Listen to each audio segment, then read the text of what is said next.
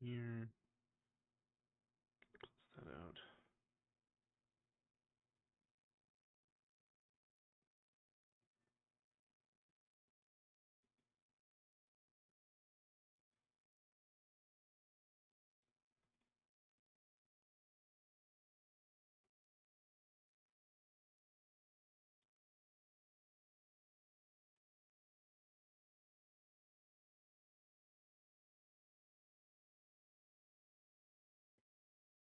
Um,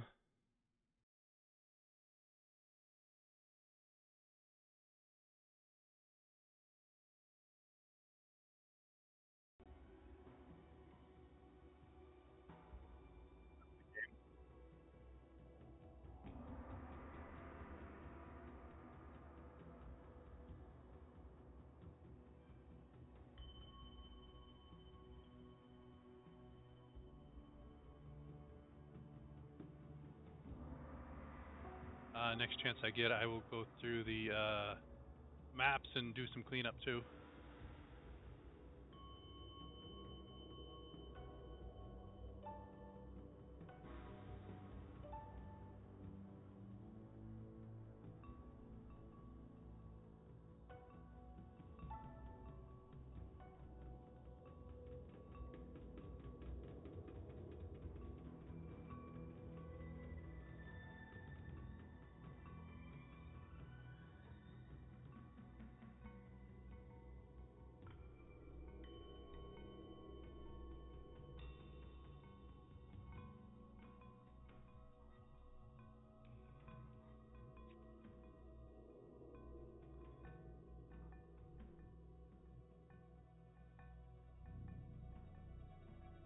I mean, we're level 6, but we're still level 6.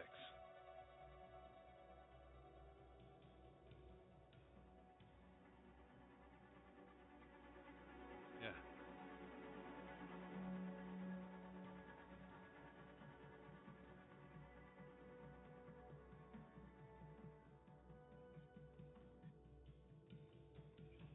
Is he a construct with air quotes now?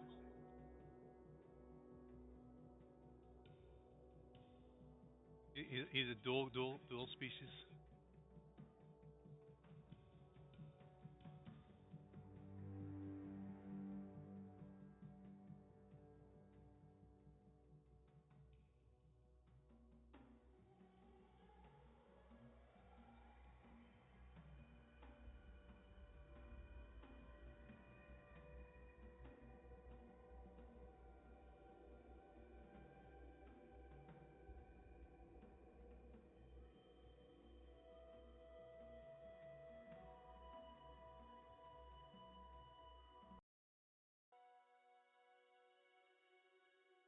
Do.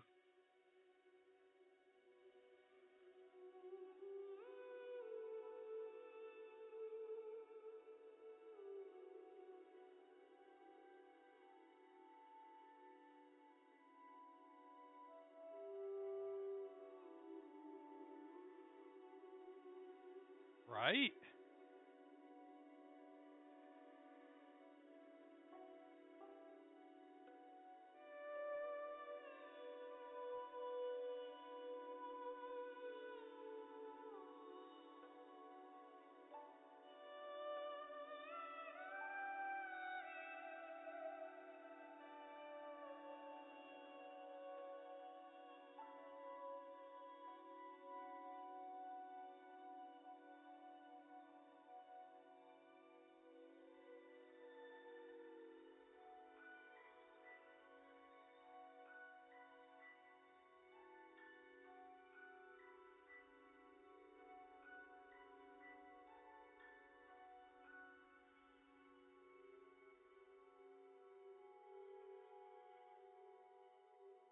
I like looking up beasts and I get displacer beasts and I'm like, oh, I can sit. No, I can't turn into one of them. It's a monstrosity.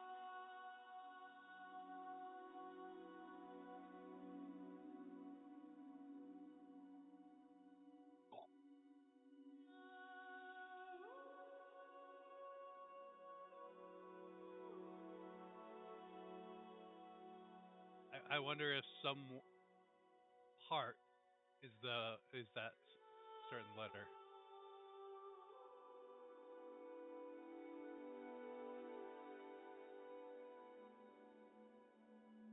Oh.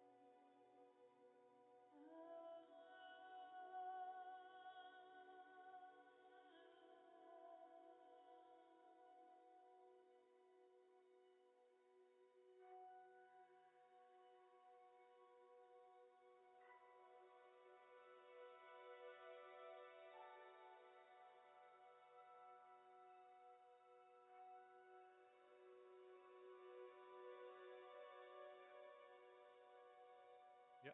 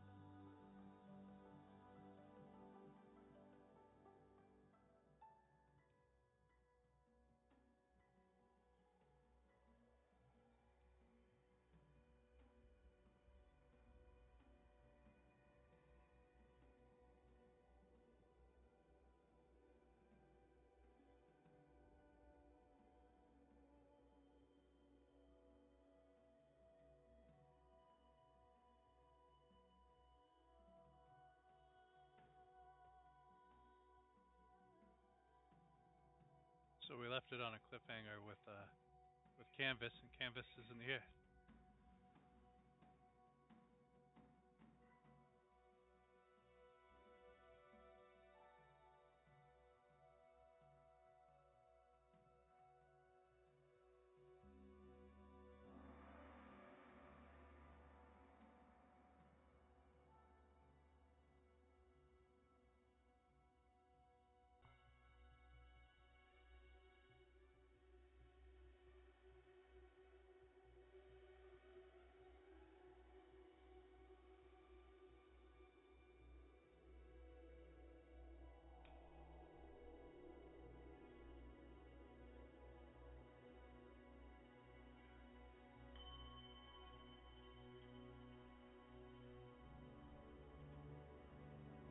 Yeah, for Monday, I didn't know how that was going to go, so the roll that was done in the beginning was partially correct. So the two Tenkillis that left, one went to get the witch and one went to tell the chieftain.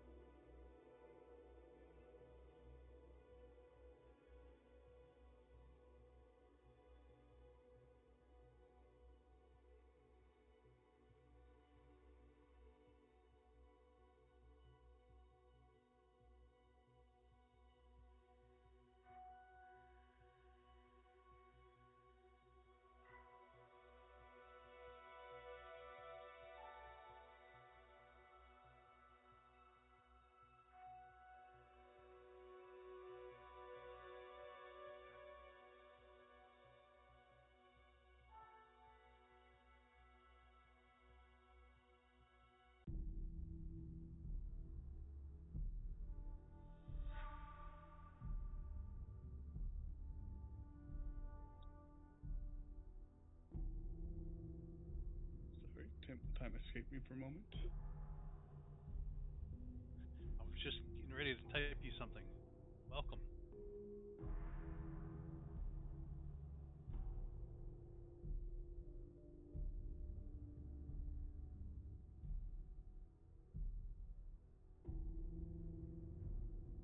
Time flies when you're having fun. Nah, it's Deadlock's a very competitive game, so I just having to lock in. Oh, what are we playing? Deadlock. Ah,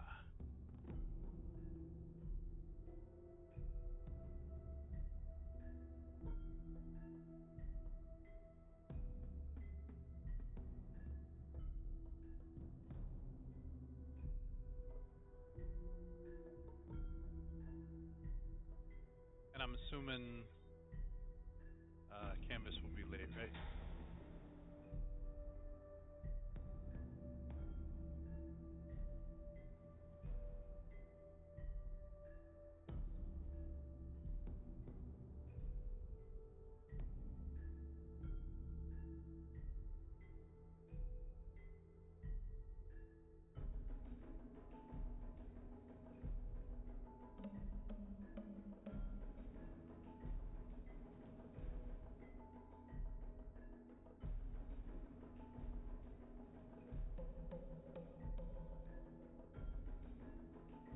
Let's see.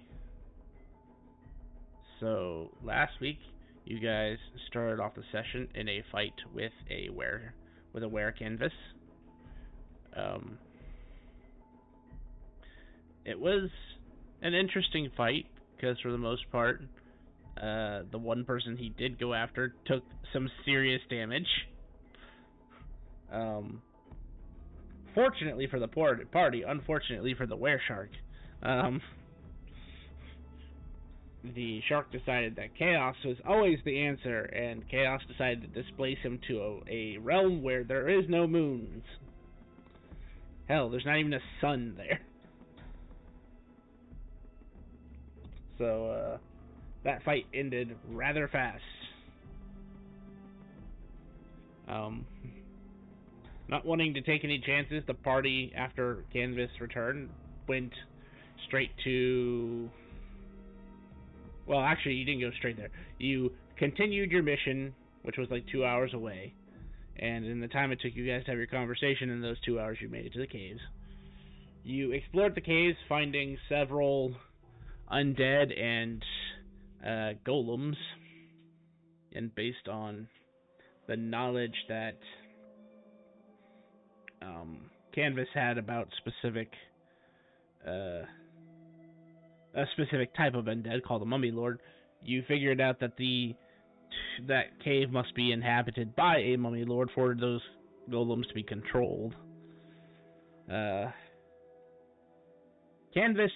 saw some things. I don't know if he shared with the party what he saw, but the moment you guys saw the giant construct and his giant construct flattened the summon that Canvas had, he turned around and said, "Nope, we're good. I think we've explored enough of the cave." So you guys retreated, made your way back to Draconis Beta, where you turned in your quests, and inquired with the guild, in a rather intelligent manner, as a matter of fact, about were creatures and how that problem is normally conveyed. And that's when you learned that basically it starts off as a curse, and then after your first shift, it becomes sort of like a disease, in which case you have like 2 weeks to get rid of it. Otherwise, you turn into a were creature permanently. If you're born a were creature, it is not something that can be cured or removed, obviously, because that's your natural species. So, armed with that information and a bunch of various other information about were creatures, you decide to seek out one of the temples dedicated to the dragon gods in Draconis Beta, and you were greeted by a what looked to be a black dragonborn, but it was not a black dragonborn.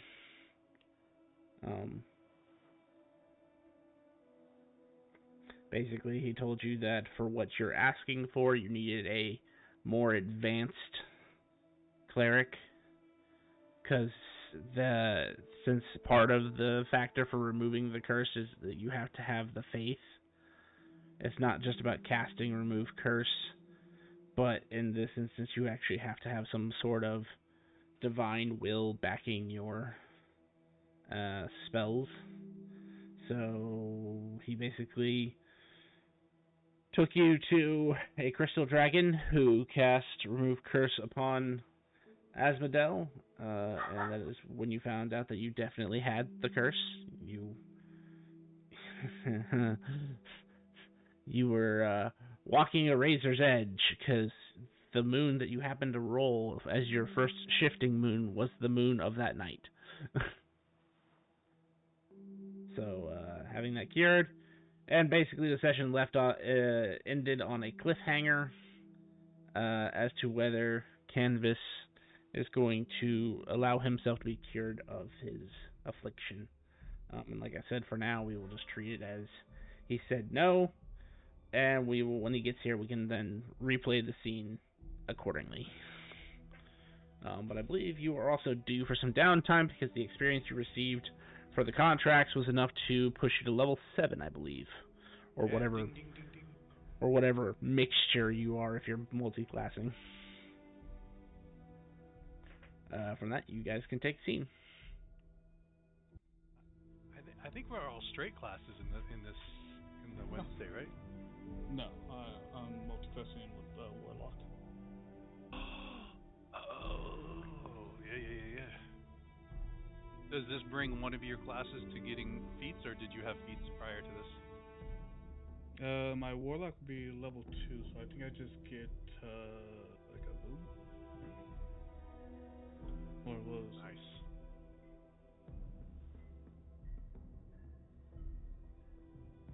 Location. yeah.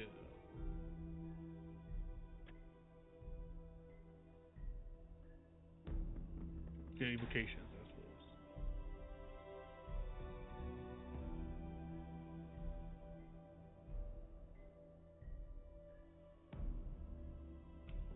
Do we all agree that we would like to take the 2 weeks downtime? And is this okay place for you guys to take it at?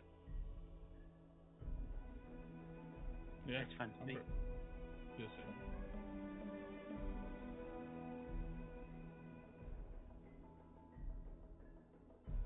While I am thinking about it, can I have... I forgot to write. I wrote it down for Monday. Did not write it down for Wednesday, so I might as well just have it rerolled. Can I have one of you... hold on.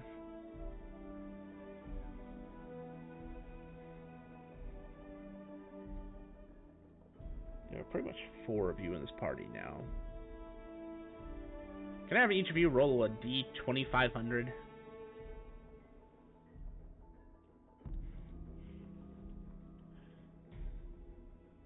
500.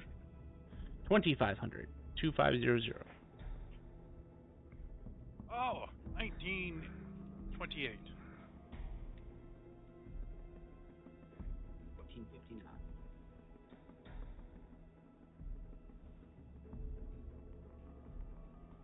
Above average. Oh, he brought us down.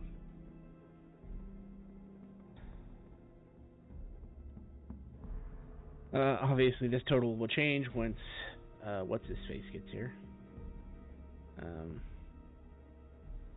Baby Shark.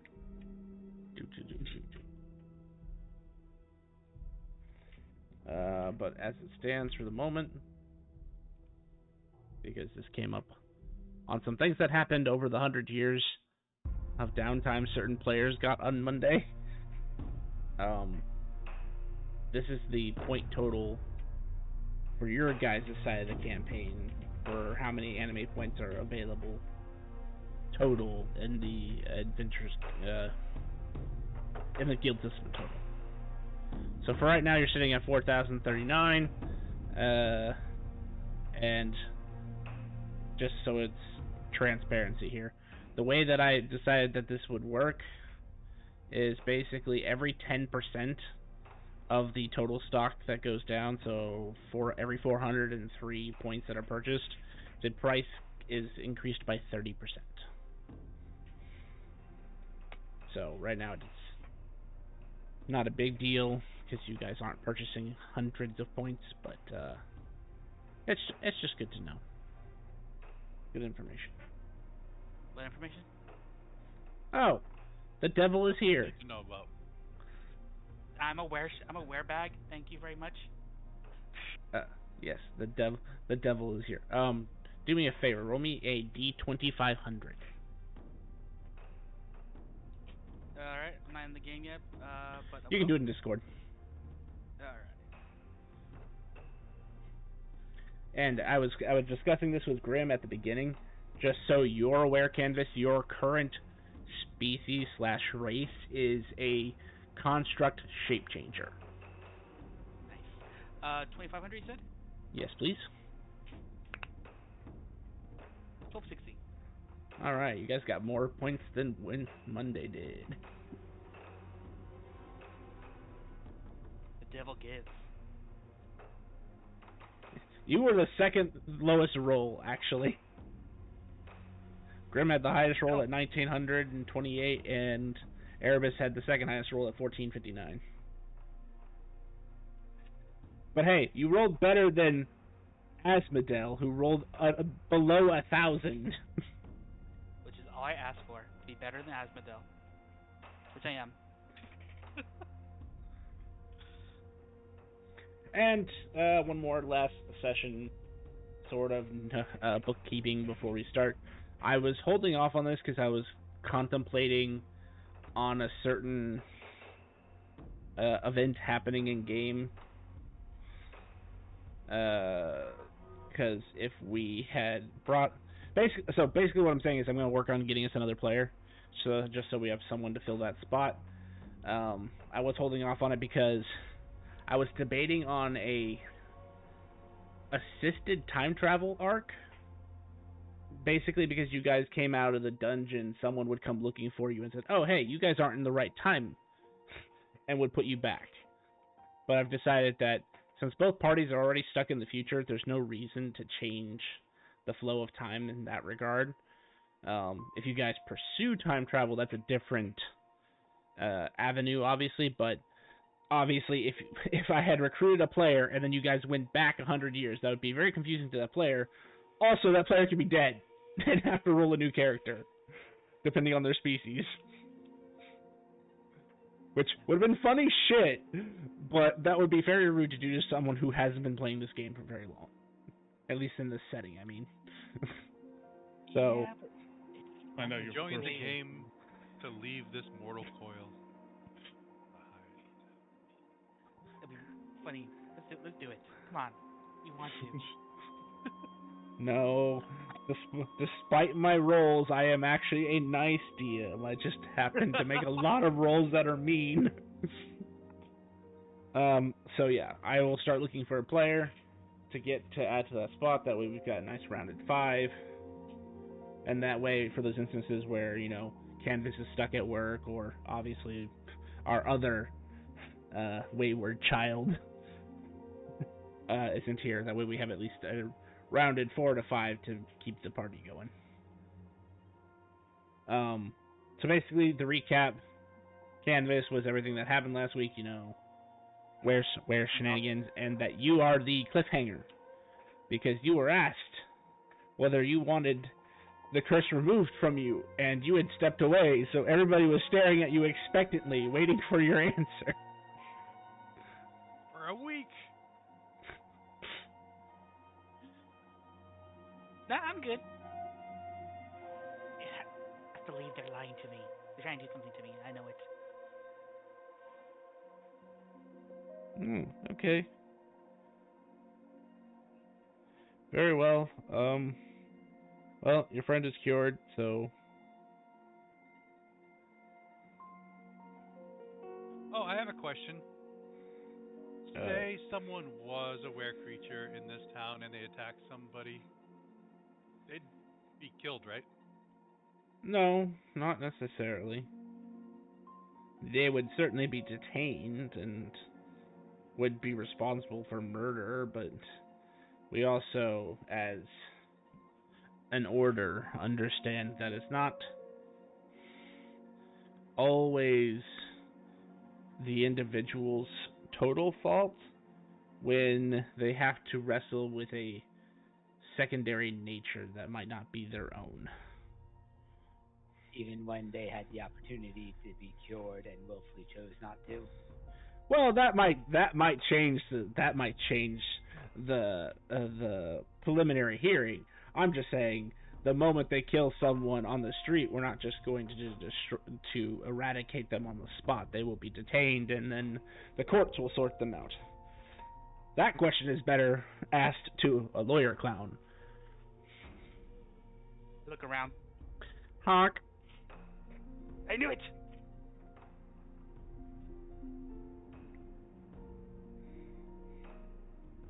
Is there actually A wave? Clown? Yes, there's a lawyer clown expectantly staring at you. Hello. I'm Canvas. Do you want a cookie? Honk. I bring out a cookie.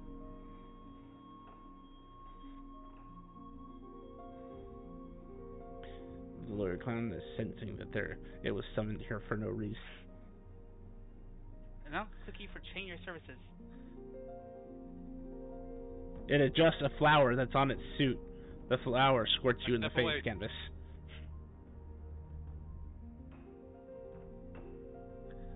You can make a dexterity save if you want. I'm just going to tell you it's not a harmful effect.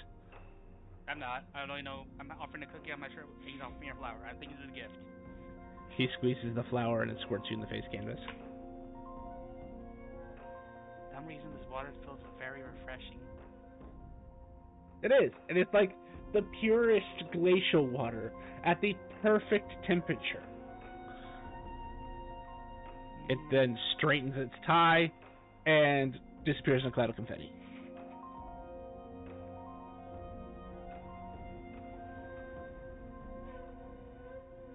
But a business card floats down in front of you with the canvas. I take the card. You now have a way Is to it summon that clear? specific clown. Yes, and your cookie is covered in mold and maggots. I just look at it. And I look at the guy who's was supposed to be carrying the cookie. It's a giant crystal dragon. Okay, sorry. The Yeah, dragon cookie? that's technically the part you missed. Is basically they were ushered into a space with a ancient level. Well, I didn't say ancient, but you get the idea. It's a gargantuan-sized dragon. Gotcha. Cookie? No, that's okay. I only eat minerals. Do we owe anything for the services, or? Not for one who bears the symbol of the trusted. The only time you'd owe me something is if you required a true resurrection or a wish spell out of me. Those are too expensive to give away for free. Say, just Take to the outcome. have on the back burner. What would the wish be? What would the fulfillment for a wish need to be? Why do you wish? Give me a second. This is the DM having to pull up his notes on magical services pricing.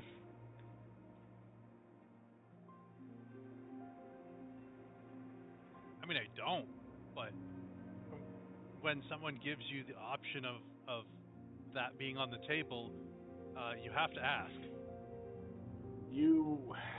Being that this is the temple to the great honored dragon, you would owe a penance of some sort to the honored dragon and a donation of roughly 50,000 gold. Sorry, iridium. It requires a donation?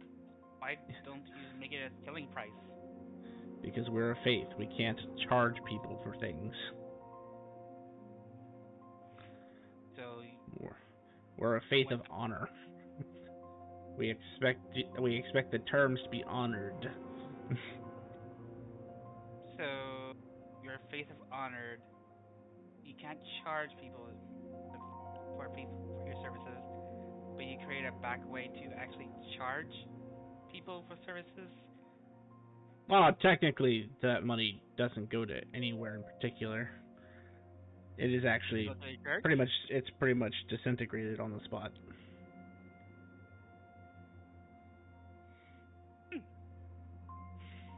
Interesting. And this is the only place where coins can be destroyed without them killing you. Gotcha. I pull out. You said minerals. I pull out quartz and from the abracadabras. I rolled 100 from my roll. I'm not sure that one does anything.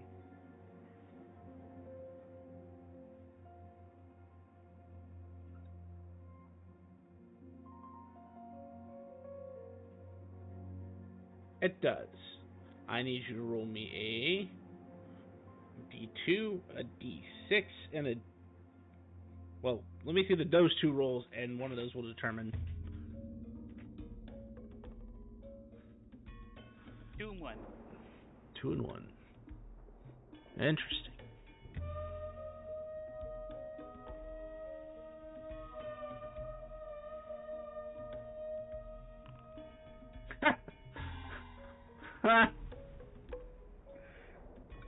Oh no. Well, I need you to roll me a D1000 now. Oops. 405.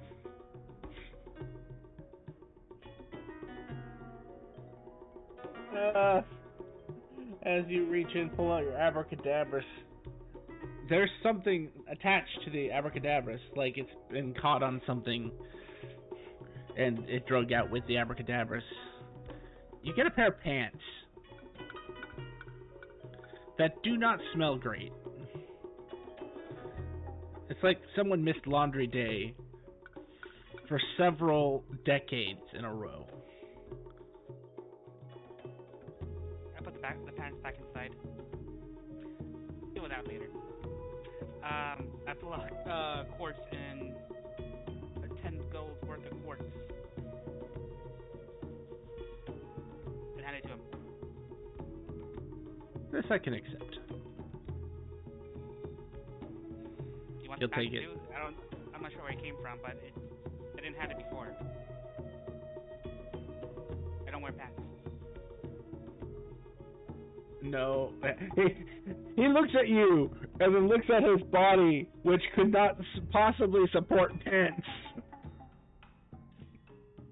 No, that's okay. I do not need an extra pair of pants. I appreciate the kind offer. I do, actually. Most of the upper order dragons have, well, they're not like civilian style pants. They're more like for war, but we have special armor that protects our legs. You have servants that wear pants? No. Those stink. I don't think you could pay someone to wear those.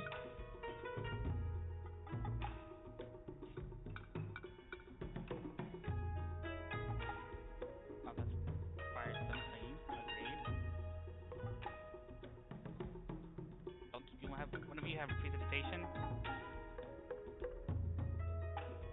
I do. There we go. Out of character, I've got a Sphere's Thunderstorm watch where I am, and my lights flicked a couple of times, so I don't know if it's power or not. Yeah. Okay. All right. Well, I mean, if you disappear, we'll know why. I appreciate that. Thunderstorms, they're fun. Can you do your thingy on this? Oh, you take him back out? Yes. Oh, I didn't roll it again. I did. What?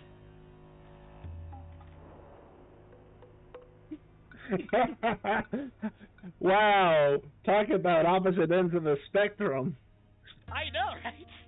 As you go, because I've always kind of imagined you open your mouth and you kind of like reach your hands in to get stuff. As you go to reach your hands in, you feel yourself getting pulled in again. I pull back this time, if you allow me. Yeah, it would be a contested. Let's make it athletics. Alright, let's do this. 21. And you'll have to give me a second, because I have to find my bagman. That block. Did he already get moved? Wow, I am efficient. I apparently scooped him back into the creatures already. There he is, the bagman. Perfect time, too, with a dragon right there. Yeah, the funny part is that as scary as the bagman is in description, I don't think he's strong enough to handle an ancient crystal dragon. Yep. Let's see, so I said athletics. That gives him a +4, so you have advantage on him in that regard. And he does not have proficiency, which is weird. That is strange. Like, that's supposed to be his shtick, is like kidnapping people from bags. Why would you not give him give him proficiency on like grapple checks?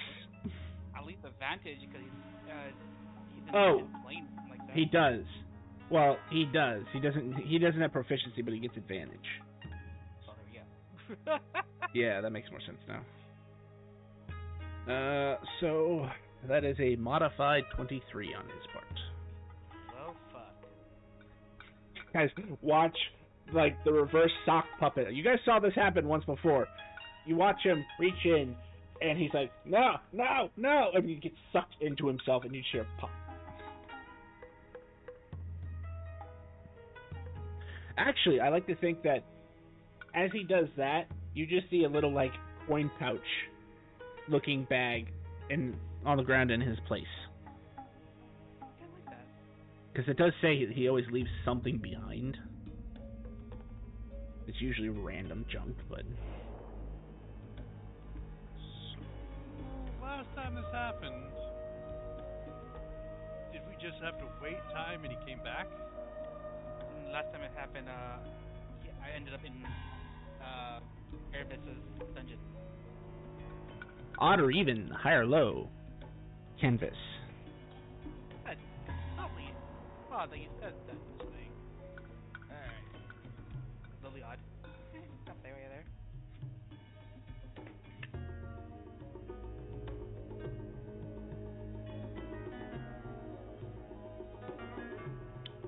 Roll me a d6, and then dependent on the d6 that you roll me that many d100s. Roll 1 on the 6 and 81 on the d100.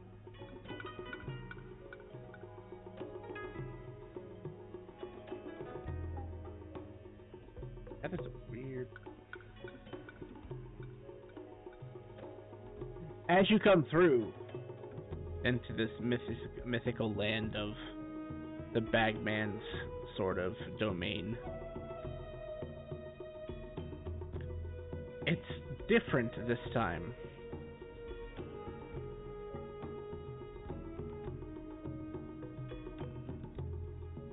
You're in a maze. And that may not be literal, that may just be descriptive. You're in a maze of, like, broken staves, textbooks, grimoires, spell books, spell components,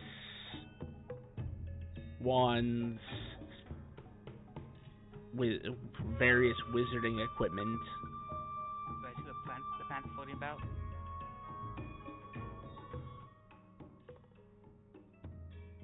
No, you do not. You can't even get the pants. You do see pants, just not the same pants.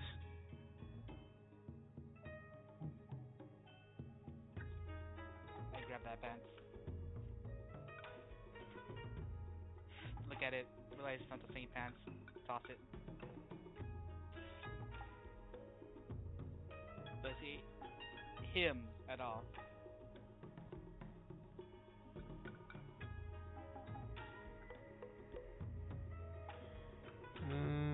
No, you do not this time. I'm kind of curious. I'm gonna put my hand in my mouth. You do not. For the first time in your life, you actually feel your own innards.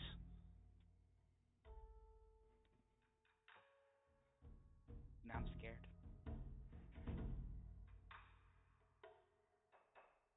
I don't even have my little house anymore. Okay.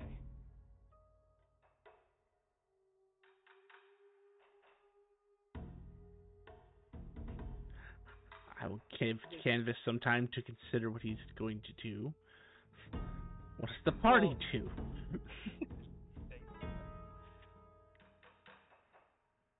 I look up at the dragon. Yeah, he does that sometimes. And pick up the pouch and start moving. Okay. Thank you for your time. I will bow. He will tilt his head in return.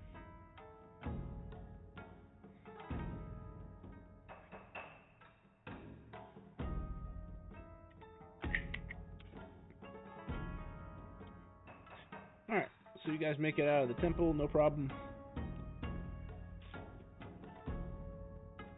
Are you guys just gonna wait for him to appear again, or are you just gonna go off and do your thing?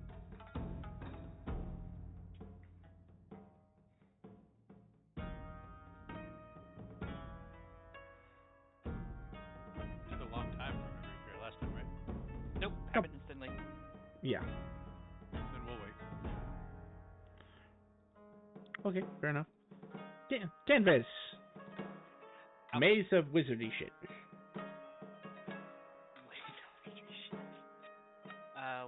I'm gonna use the. I'm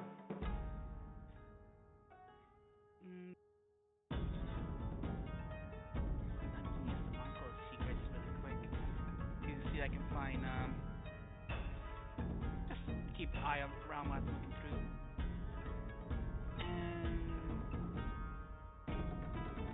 Do I feel like I could use my ability to pop back out again? As far as you can tell. Okay, just making sure. See what I feel. Alright. I'm gonna use the compass. See if I can find any fancy materials.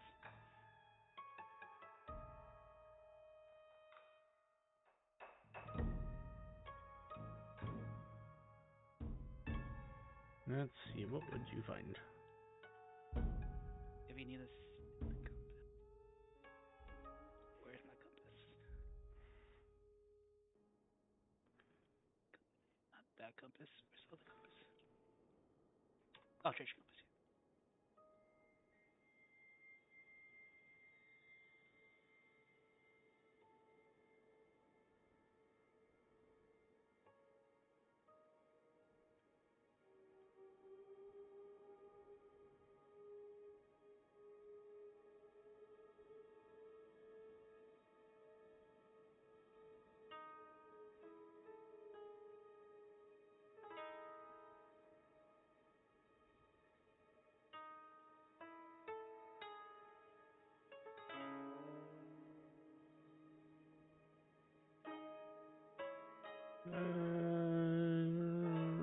What would you find?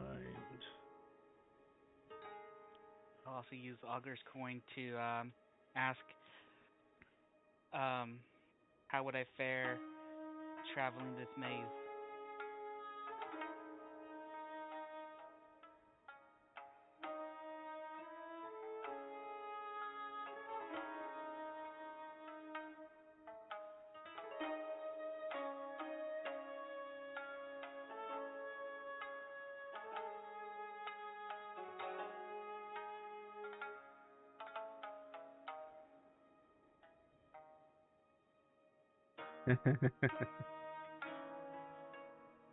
As you flip the coin and ask your question, you hear the typical tink of the coin as it slips into the air.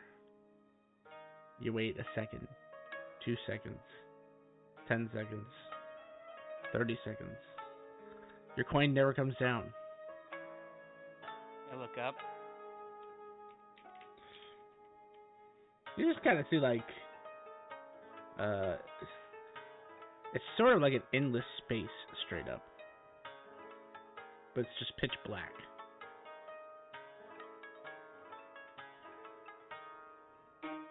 So did I lose the coin entirely?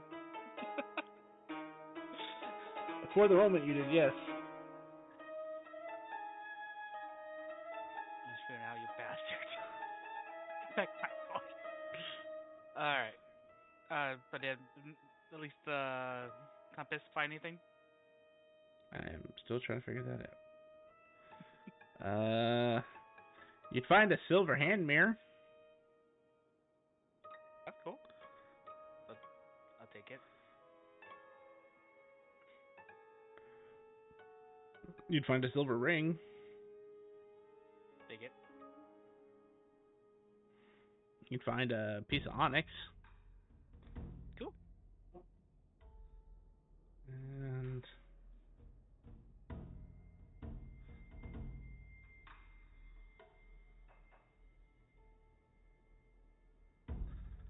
you'd find like this leather container.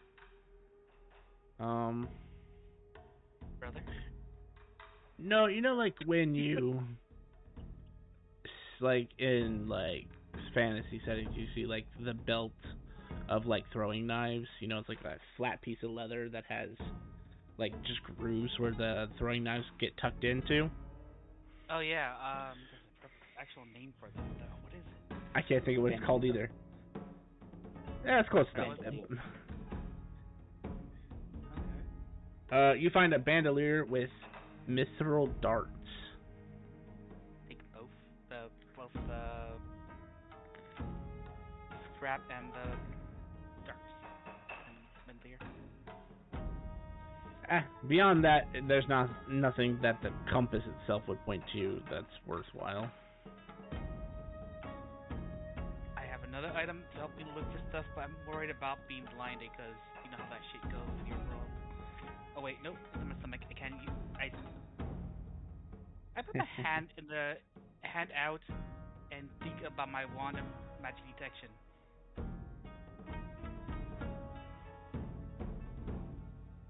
Odd or even, high or low? Highly odd. Lowly even. I didn't get it. A long, slender piece of wood that looks like a wand appears in your hand. I look at it. I try waving it. Do anything. You feel the familiar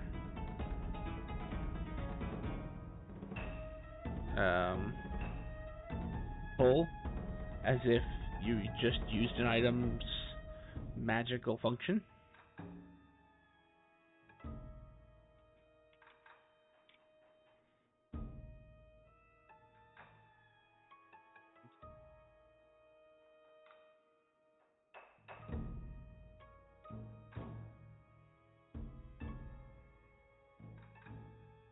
No outright noticeable effect happened, though. Hold on to this. Since that worked, I'm gonna try it. The map to the labyrinth. Odd or even, high or low? Side eye.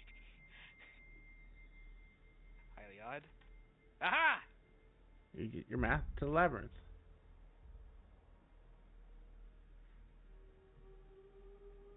I think I should be more specific with that when you said that. I look at the map. It's empty. I toss it to the ground. Okay. Interesting. As it touches the ground, you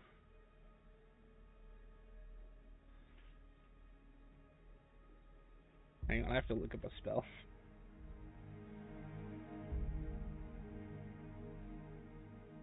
This is one of those spells that I never remember what it does. I know its general use, but I can never remember what it does.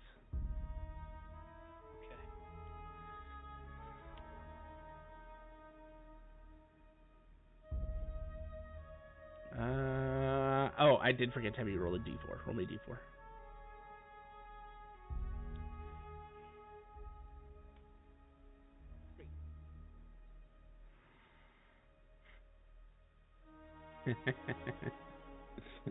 As the map touches the ground, you feel this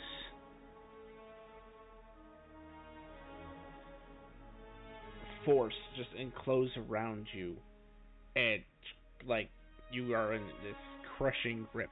You are currently grappled by an unseen force.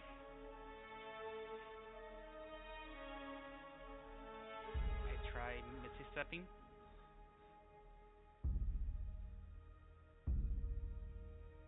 It lets you out. Okay.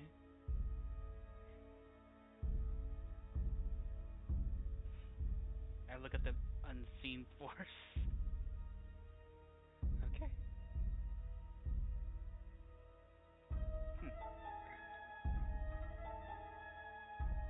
I look around again. Is there like a rock, or like a piece of the labyrinth here? I mean, everything's a piece of the labyrinth around you.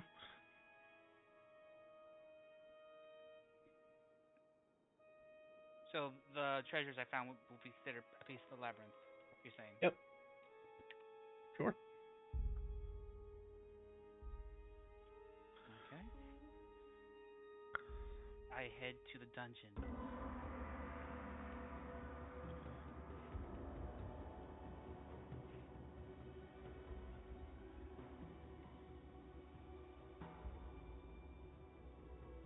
Erebus would sense that someone is in his dungeon. I think he just arrived at the dungeon. Shall I go get him? Or I can just... That's... let's see. Can't you actually. summon him? No.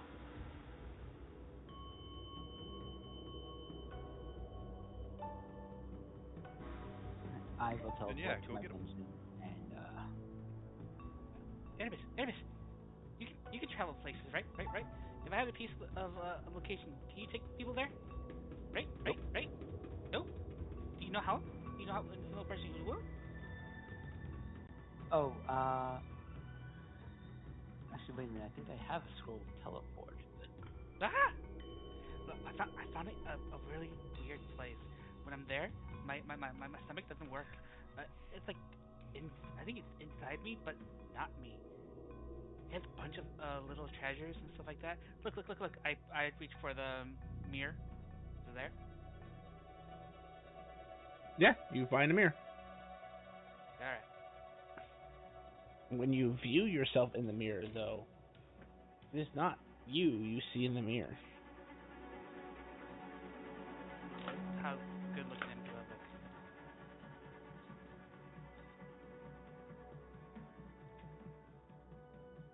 look? You look like you're covered in like mold and like your fabric's torn in a lot of places. You look very uncared for. I'm unloved. This is a very depressing mirror. But I this why does it show me this? Well, either way, okay. So you think you could use that spell to get us here? Get to that place? So what was there? Pretty much a question of what's not there. Because I do not know what's there. I found a bunch of little treasures like these. That's one the area that I fell into, but it's kind of like a labyrinth. But it was like it seemed kind of endless. And anything I think of, it brings the closest thing. I think it brings the closest comparison to me. Like I got this wand. I'm not sure what it does. I showed you the wand. Did you wave the wand when you showed it to him, even No, by accident? No, he'll be like grab not like holding the handle, he'll be holding the middle, so it's not really Gotcha. waving. Gotcha. Well, first of all, let me see if I can identify these things that brought back. I'll start with the mirror. It would identify it just as a straight up silver mirror worth 50 iridium.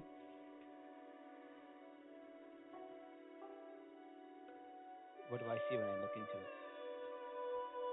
A haggard version of yourself, like similar to Canvas, but in more human-esque form. You see liver spots, your skin's completely wrinkled, your eyes are bloodshot. It looks like you haven't slept in weeks. Does the fact that I'm casting the spell in my dungeon affect what I learn? Oh yeah, you're right.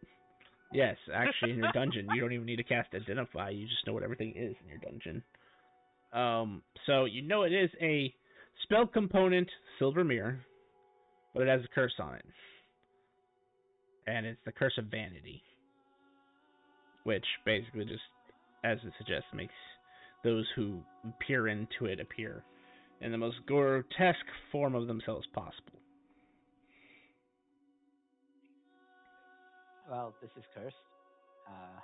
I'll take a look at the wand.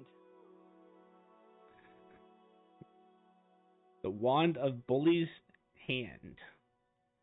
It is a variant of a Wand of Bigsby's Hand, except every time you wave it, one of the conditions of Bigsby's Hand will affect you. What affected me? Grasping Hand. Oh! Hey. It affects the person using it. Yep, that's the curse on it.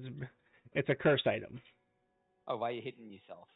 Yeah, exactly. I love it. Yeah, I don't think.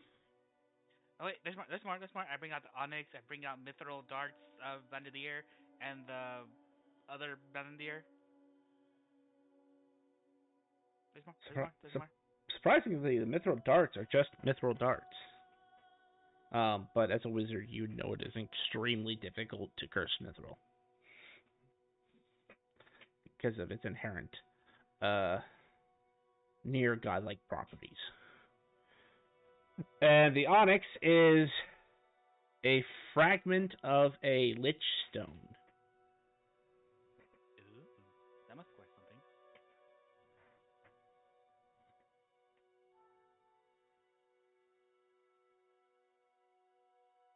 The silver ring. That is a good question. What is the silver ring? This one would also work as a spell component, but it is the Curse of Extra Fingers. And not like the conventional kind, oh hey, I've grown an extra finger. No, it's a finger that grows off of your finger. So you have an extra long pointy finger? No, like, if your hand's like this, you have a finger growing off of your finger, literally. Okay. And you have no control of said fingers. You know what? We should sell these items to a prank shop. They will love it. Does Canvas have any curses on him other than the bishop? Well, that has actually progressed to a disease, but yeah, It's a blessing. well, yes, you may view it that way. The curse of, let me find Bagman again.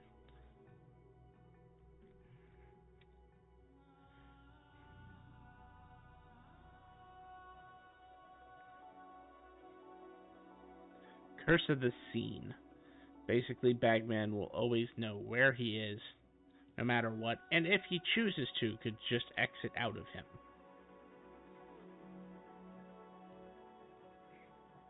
I'm a dangerous travel companion.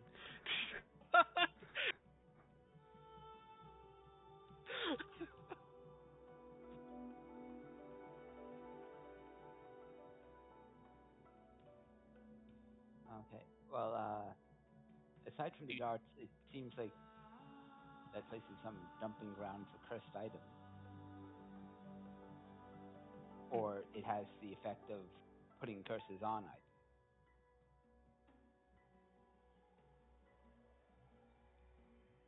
There's Labyrinth. I was just at the starting point. There could be a lot more there. Let's get back to the others and see. And decide if we want to pursue that. Oh, is there any people in this dungeons while we're having this conversation? There is a party of 6 on the first floor. Do you want to get rid of them or get rid of them? How are they handling it? They actually seem like they're going to make it. They've already cleared most of the goblins that were preset. Sorry, actually, no, that's Monday. You guys had Fae. They seem to actually have handled most of the Fae just fine. They are currently on the northern fight with the sun-eating owlbear. I can't believe owlbear bears. Okay. Um, you know what? Hey, if I am really a were shark, you call me were shark, yeah, were shark. Yeah. Can I come here during those transformation times? I think it'd be useful here. Say yes. I mean, it's a place to contain you, I suppose. If I'm actually a were shark, I don't believe that Kaylor put something to me without my permission. That was a very rude thing to do.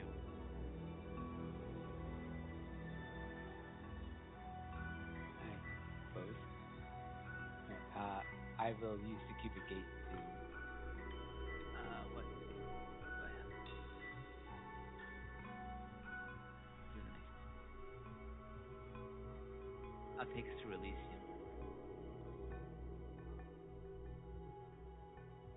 Museums. Oh, to remove the curses. Dungeon goes. Thank you.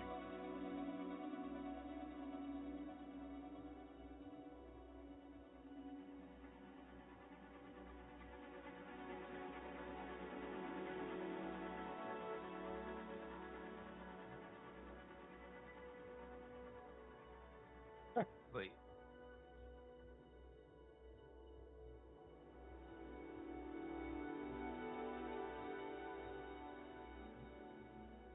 To answer that inquiry, that's for the first party you guys asked about when you got canvassed the first time.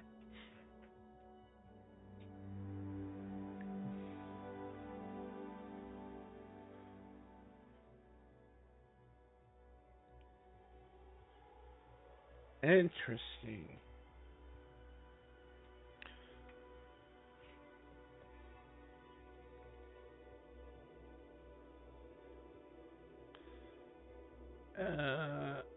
Erebus has no issue entering Elysium. Do I?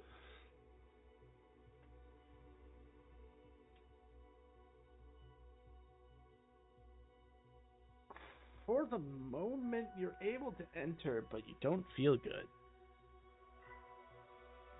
All right, my alignment changed because of the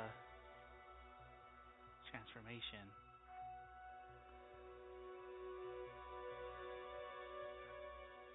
Okay. Ugh. I don't think those pants agree with me. I reach it. 32. And just toss them out.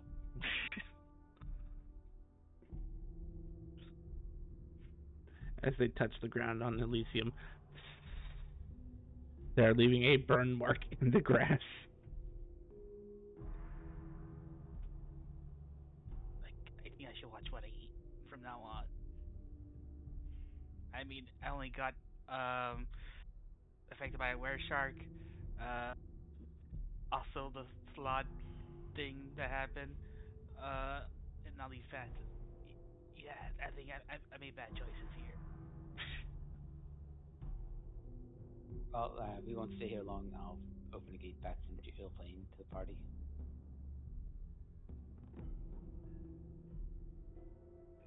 And leave the pants. Okay.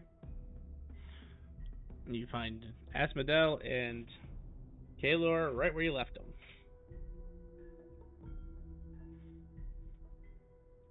All right. So we should find. Oof, are we just gonna like use your shack for the 2 weeks of downtime while we're spending it near the It is city? not a shack. Or It's a two-floor cottage. How is it related to a check? I have no idea.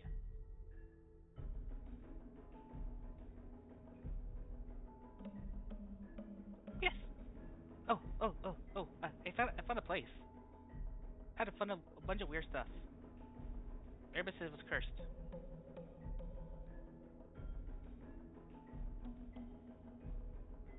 I mean that fits.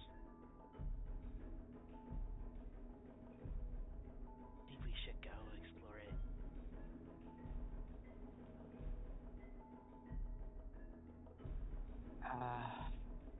Caleb, would you know a library that civilian can access in this city? I'm pretty sure I would have to be with you. Is this like a downtime thing you're thinking of doing? Is this like you just want to go and check out a book? Oh, there's research I want to do, but also downtime. If I can still do my downtime stuff and assist you as I am tinkering with my weapon, I am perfectly fine with doing that.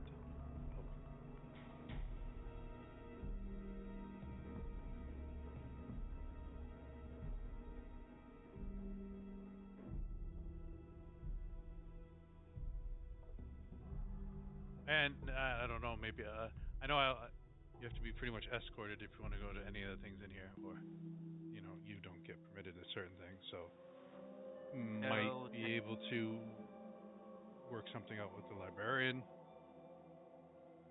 so we need you to escort us everywhere here. Oh no, you can walk around. You just don't have access to every place. Like, I motion at the fucking temple district we're in. just the Temple District? Do you want to travel to a different district so I can motion at that one? Or you can just say the names of the districts so that we're not allowed, so we can avoid an issue down the line, which has Oh, seemed to be I'm a not saying highly you're not allowed. I'm saying you won't have access to everything in them. I understand. That usually means we're not allowed. I think he just means if you ask for something, they might tell you no. Ah, okay.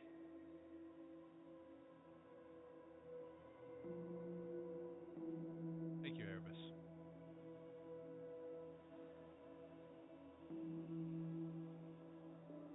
We want to do as model.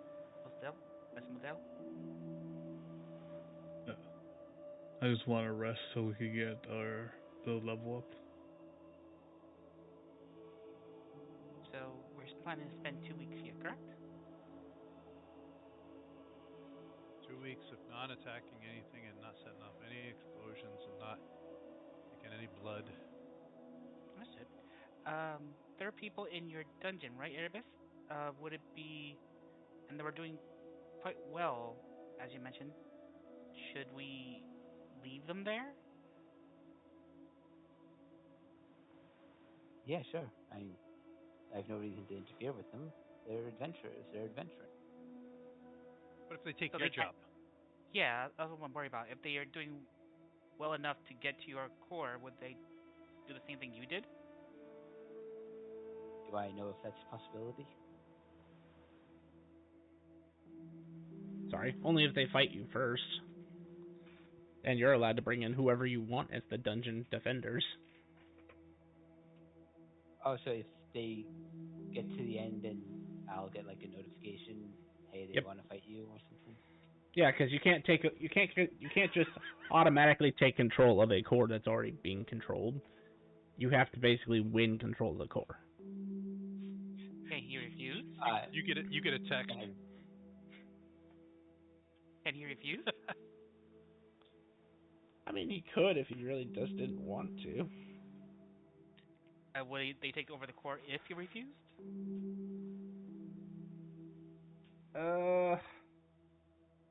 No, probably not. Hmm. Okay, then we don't have to worry about it. If they challenge me, can I choose not to kill them? Sure. How long till Oh, the next full so moon? so if you do take us as your champions, we're not to kill them. Because that's key, because I have these bullets right here. They got the little crossbones on them. That means I don't use these. Could you just bring it back alive after we kill him so we can take the points? The dungeon eats the souls of those it kills, so... So there was like a number value on Asmodeel's head, and when he died, it came back. disappeared, but he was able to come back alive. That was only for you guys. Okay. Because you were already technically quote-unquote champions. Gotcha. Could that also have been because it was a revivify? That too. Okay. So, you don't want to grow your dungeon. I don't know, the dungeon grows on its own. Didn't need the points of the souls of those people who evaded. I'm literally There are just curious. there are other ways of getting points, right? Yes, there are plenty of ways to get points. Yeah. Okay. So you don't want to do it that way. I don't want to. Well, I mean, if they're. We talked to him first. I think it's more fair to say you're willing to let the dungeon do it, but if they got to the core, you're not just gonna outright kill them yourself. Yeah. Ooh, and we could do an evil monologue, and if they interrupt you, we can kill them. That sounds personal. Get revenge back for all those people that interrupt people while they're trying to lay out their big scheme. Okay. When is the next full moon? You told me it was within, if I remember correctly, within the next week or so. I think so, yeah. If you want, in the next week, if it is actually happening, I look at Kaylor. I can try to deal with them. Oh yeah, definitely. When you shark out, we were throwing you in the dungeon, so you unshark out.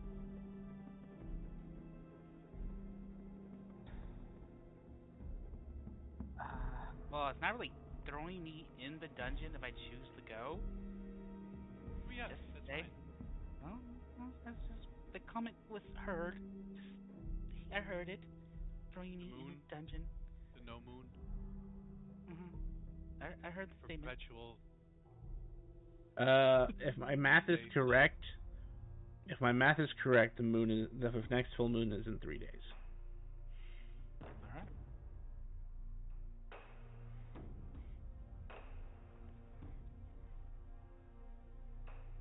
That's good practice, at the very least. So it is a full moon for Palsta on the 13th. Erebus, are you able to transport one of us, willing or unwilling, to the dungeon? Oh, I could just teleport there. So he'd have to teleport himself there. Prior Yeah, to Wolf out. And if he forgets, I can secure the gates at any place. I'll be fine.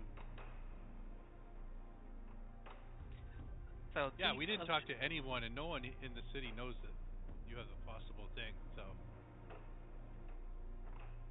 you mean the possible thing that you might be lying to me? Yeah. I would like to point out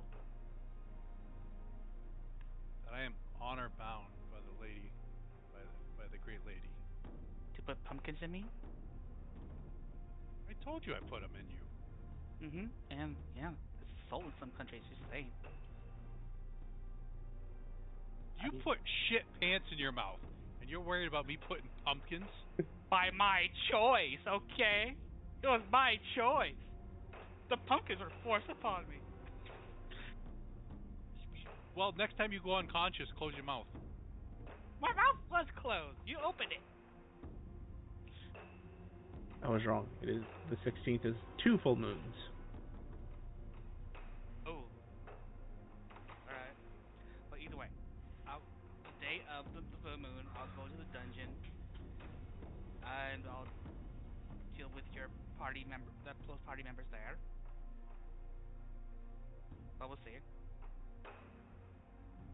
Can you tell how powerful they are?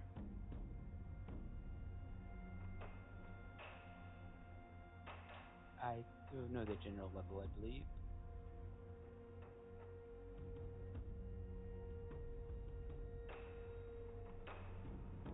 The current one, there's party is 6 level 3s.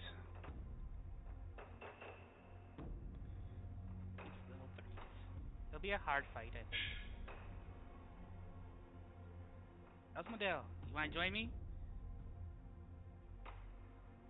No, I don't see why I would want to go slay some adventures. No, no, no. Just hang out, have fun. So you do know that you're a shark wolf. I'm a shark wolf. What the hell is a shark wolf? Sounds awesome. Do you mean a were shark? Is that a shark that's been bitten by a werewolf? Oh, Hey, new character idea. Oh shit. Carry on. I am I don't want all to. length of faces. Wasn't there a Look. shark player? So would they? Yeah, Yes, there was a shark there player was that a I shark shot in the player. cannon. Yeah, for a day. They could have been a werewolf. They Think so? stayed. I think it was a were shark to begin with, wasn't he? No, I think He he's was a just shark straight man. shark. Oh, Shark he's man. a shark man? Okay. Yeah. What would have a were shark bite a shark man? Did you just have become a shark with two heads?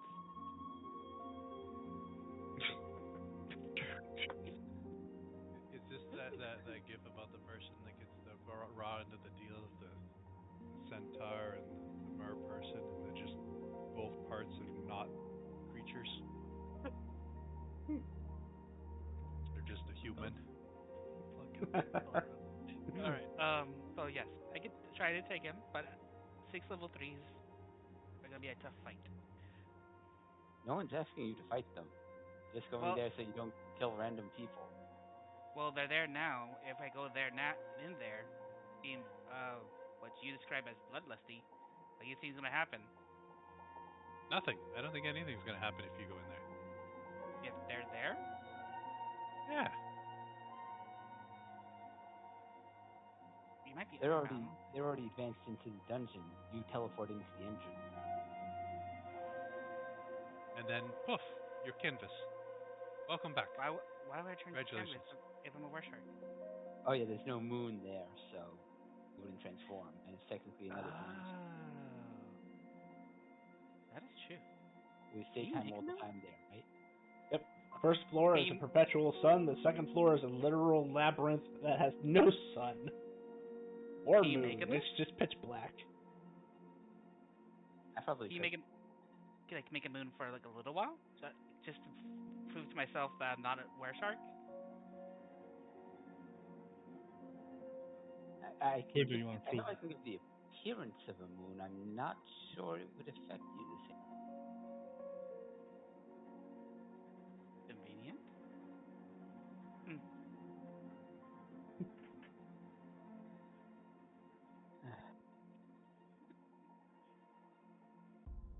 Maybe I'll Oh, investigate more of the dungeon when we're taking our downtime. fair enough. I know And I'll the be there, Adventurers Guild had questions as well. and I'll go there in the dungeon in two full moons, 3 days from now, right? Mm-hmm. All right. I'll head down there then.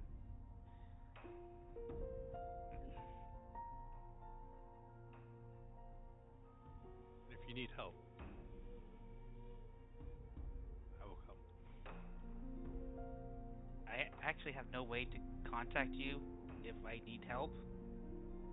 I hold out my guild card. Do I have a guild card? You do. Okay. I wasn't sure if there or not. We Because- completed the entry quest, so Right. Okay. Guild card. And 76 years later. it works interdimension, like within the dungeon. It's not an isolated spot. They take just 5 said you cents type and on this thing. Yeah. Send. interdimensional communications is spotty, but should work. Oh. Just make sure. Should we go back and get the one with roaming? Without roaming? Man, they charge you with the fees.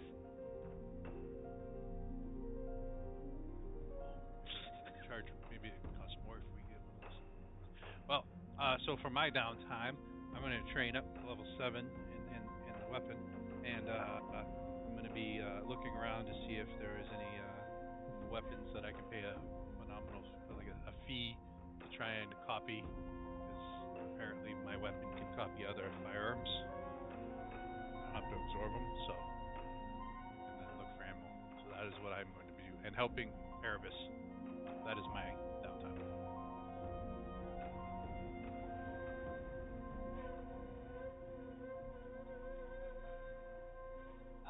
I guess I'd try to find either some sort of library or an instructor who can help assist me with my advancement. And I'll also train to level 7, but I'll also, if they're going to the library, I will follow them as well to research this were shark in quotation marks affliction upon me. And the god that's supposed to be the backing of this such a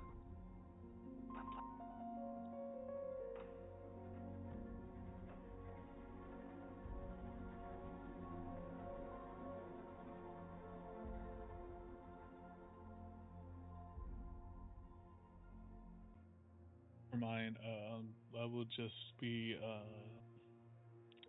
kind of following what my future self is giving me, like any advice or what to look for. you better scrub.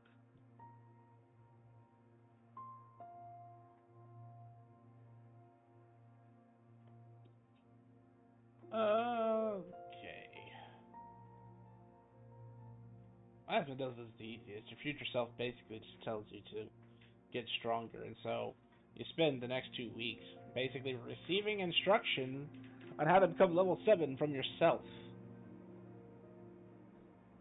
In very weird, cryptic, and fragmented advice. It's like, it's enough to put it together so that you get the gist of what he's trying to tell you, but it's so convoluted that it's like you would have had a better time just rolling a magic 8-ball to get your answers.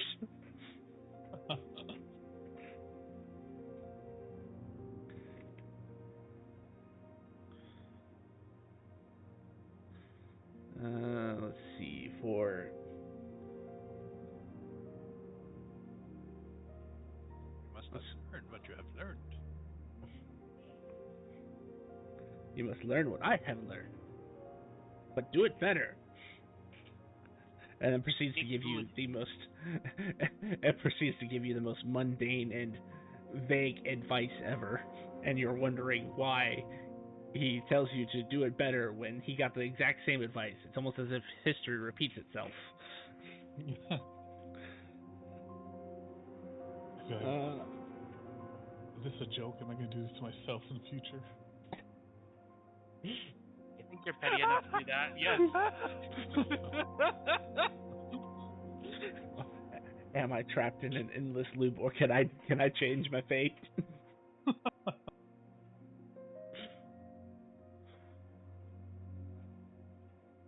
All right, Erebus, you said you wanted to research dungeons as well as get your downtime or find an instructor basically to help you get your next level in wizard. If Kaylor is going to be taking me to a library, I actually what I want to research is the Weeping Angels. Ooh, that is a very good one, because you actually know you still have one in your dungeon. Okay, so Kaylor is able to take you to the library. It's just inside the fortress, kind of opposite of where the Adventurers Guild is.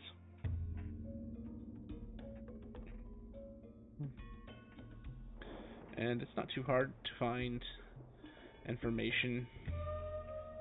You actually find basically the equivalent of a bestiary. And you'd find... Hold on. You'd find out that Weeping Angels are temporal beings. They live and feed off of life force energy, and more specifically, it's kind of a weird way to describe this, but it's not the actual life force per se of a creature, but rather the time that that creature has associated with them. So, if they're meant to live 80 years, they have 80 years worth of time that a weeping angel can absorb. The more that one absorbs and creates excess, the more they can sort of modify themselves to do more spectacular things, incredible feats of strength, change their own size, target multiple people at certain levels. The farthest anyone has ever been sent back by one of these creatures, I think the maximum is like 100 years, but I might be wrong about that. Hold on.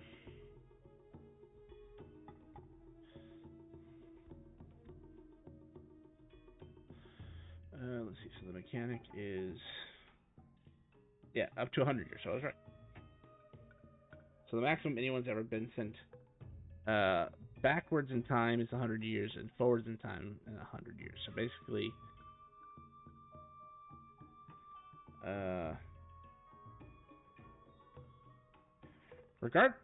that's interesting.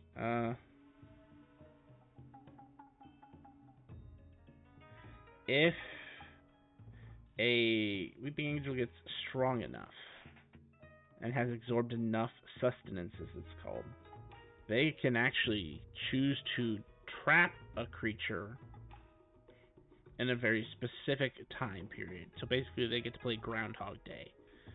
And while that creature is stuck within this Groundhog Day scenario, it gains a year of sustenance for every day that passes in that space.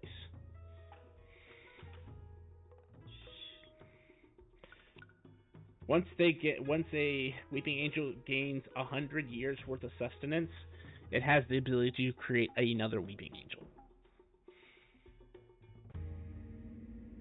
And you'd also become aware that anytime an image is created of a weeping angel, it creates a newborn weeping angel.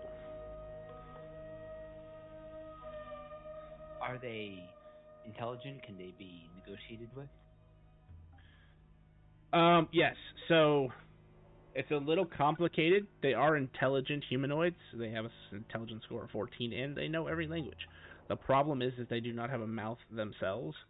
So typically, to communicate with one, they have to basically consume another creature that has the ability to speak, and then they can speak with that creature's voice. So it's like a fucked up Kinku.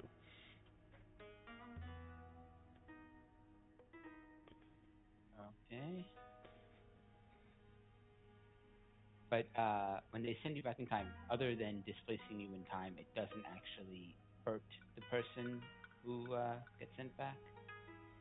That particular attack, no. Basically, once they touch you, they can instantly send you back up to 100 years, and then that person isn't hurt. They are stripped of a year of their life, technically. But, I mean, if you're a long-lived creature, that's sort of not that big a deal. But you do have to basically live that time unless someone somehow retrieves you out of time, so to speak. You have to live from that point on. So if you're sent back 100 years, you're going to be living the next 100 years till you get back to the day that you left. But they also have an instant kill. It's not very hard to resist because all you have to do is look at them and they get stuck in their statue form. But if they're able to pull it off, they can actually break your neck. If you have a neck to be broken.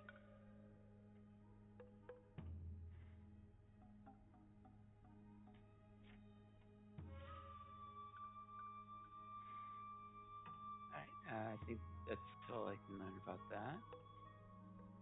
Oh, also, this is just a small side note. They feed off of electricity as well. It's not as efficient to them as directly consuming a creature and their creature's time, but they can convert, say, like if someone tried to strike them with a thunderbolt spell, they can convert that into sustenance.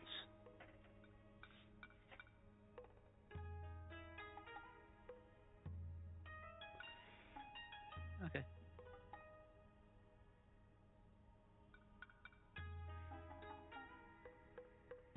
And then it's actually fairly easy. You're in a Dragon Rider territory. One of the 4 subclasses of Dragon Rider is very magic oriented.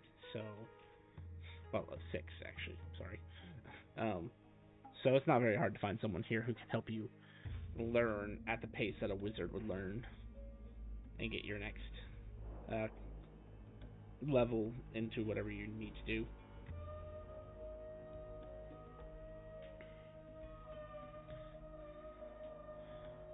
Okay, Lord, you have brought him to the library. What was your things again?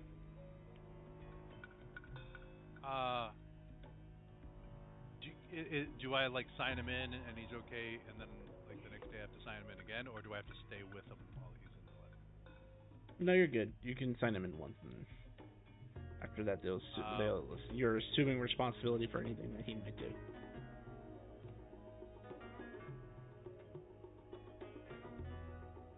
I'm fine with him.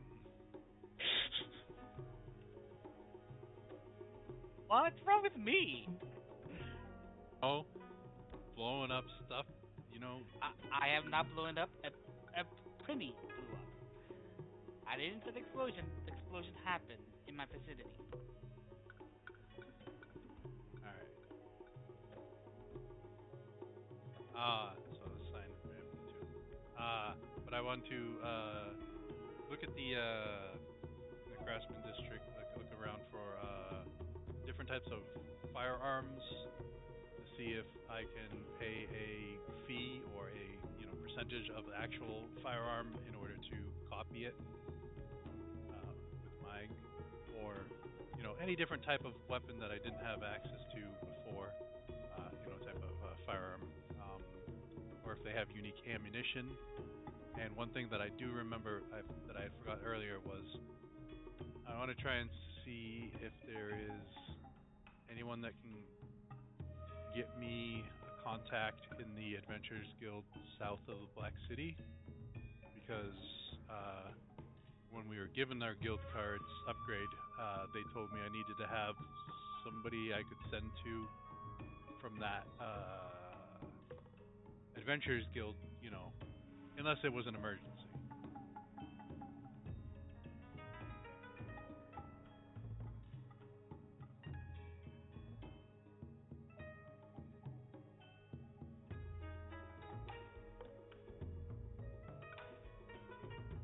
You're looking for firearms, looking for special ammunition, and you want it Black City, something that the Adventurers Guild south of it.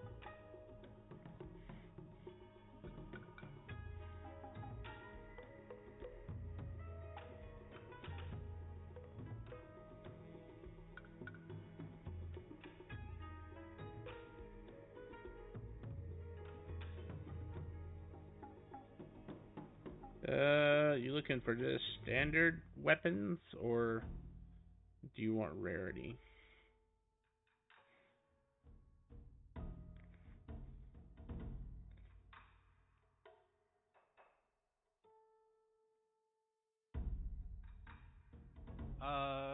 Yeah, any type of rarity or because I have the anti-material, I have the anti-matter, I have the sniper rifle, because I'd bought all those and copied them out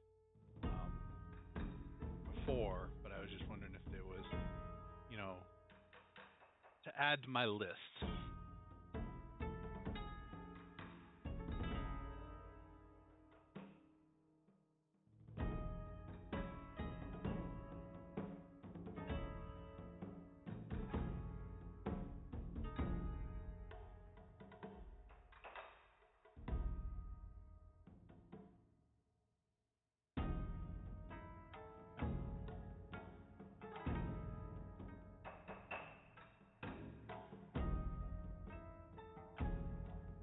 You'd find a Gatling gun.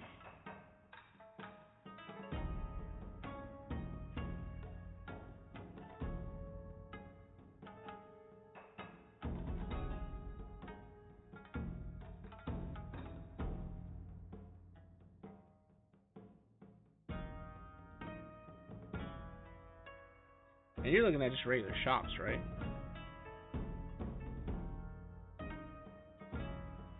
Yeah, shops and anything in the Craftsman district. Roll me 46.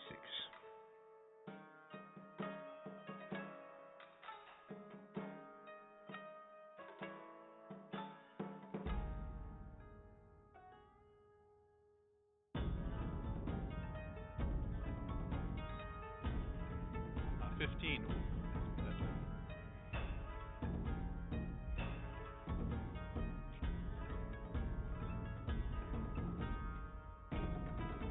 Well, you find something that I did not expect you to find.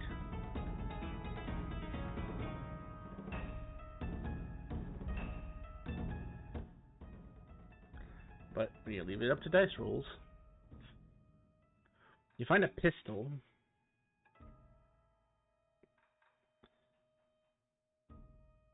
It looks like a 6-shot pistol.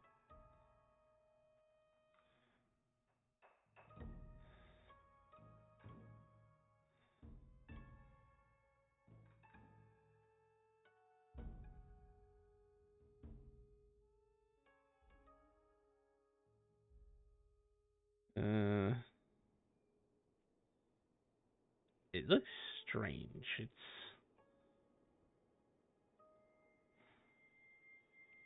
It seems to be a higher caliber than you would expect to find normally.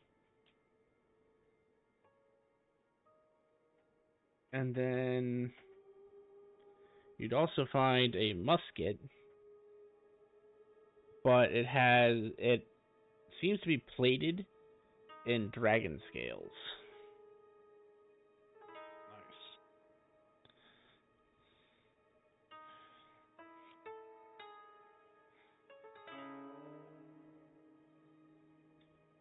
You also find 1 and a 2.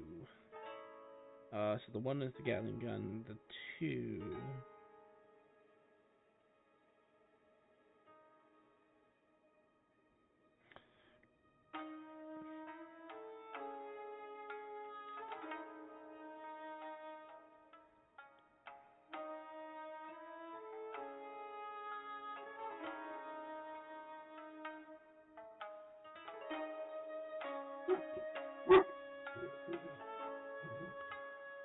you find another less impressive looking musket.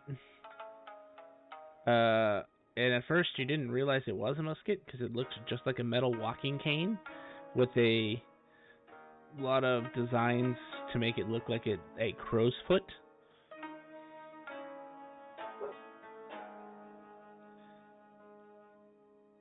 Oh, nice.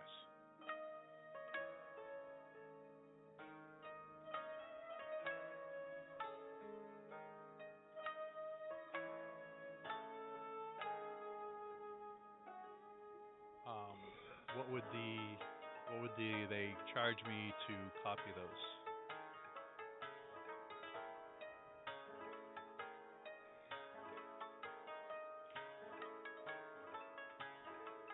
I can't reproduce it, but uh,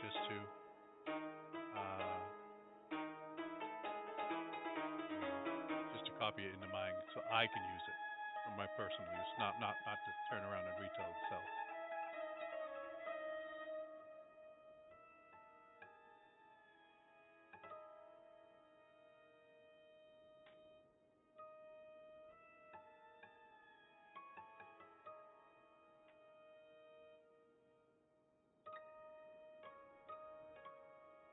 For the Gatling gun,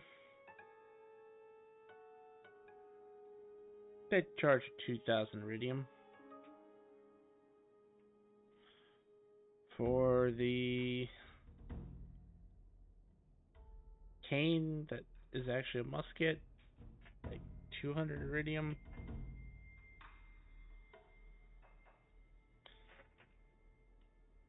For the dragon scaled musket, 62,000 iridium.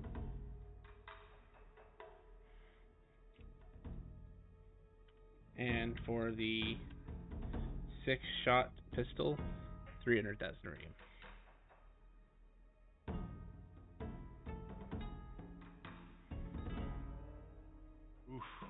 Well, I can afford the Gatling gun and the medals for the crow's foot. But I will tell them that I will have to get some money and come back to check those out. Okay. The cane is called the crow's foot cane.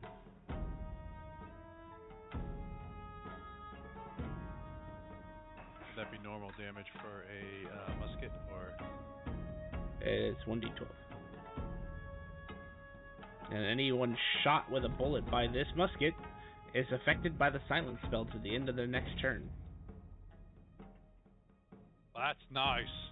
It's nasty. So is it a 10-foot AOE, or it's just literally themselves? Basically, it's just that target. Okay. And it acts like a straight up musket. So it's like you gotta prime it, fire it, and then reprime it to fire it again. And you said until the end of their next turn? The effect lasts until the end of your next turn.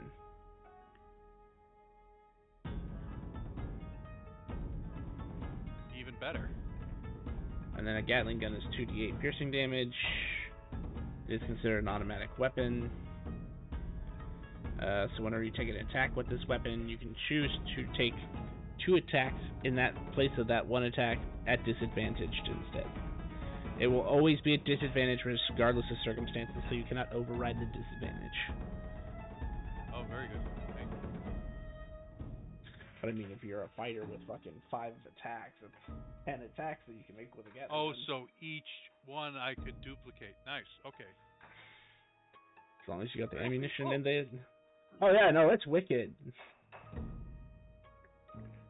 And that 2d8 a shot, that's pretty dang good. Oh, and I should mention, that's not magical. That is just a straight up gun. Very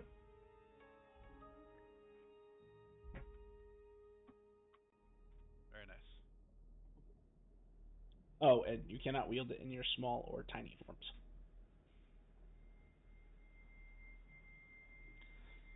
Fair enough.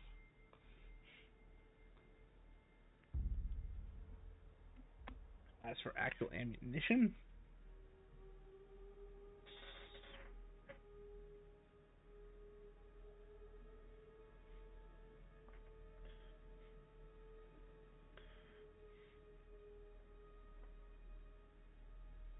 I silence you. Okay. That's gonna be awesome.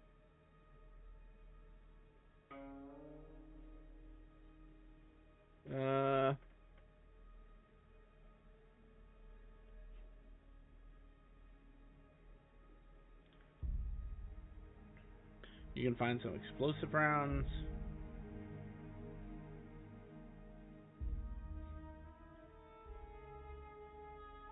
You find a few cannonballs.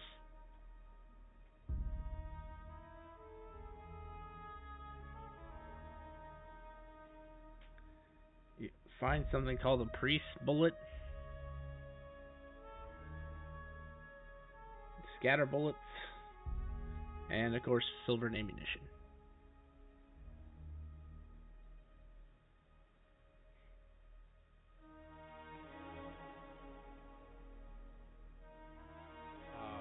How much would one bullet of each of those be? Silvered ammunition is just an add-on price to. Okay, so to give you an example, the base bullet costs 2 gold pieces for 10 rounds. For silvered ammunition, it is 10 pieces for 100. So it's basically 50 times the price of whatever the bullet is if you're going to silver it.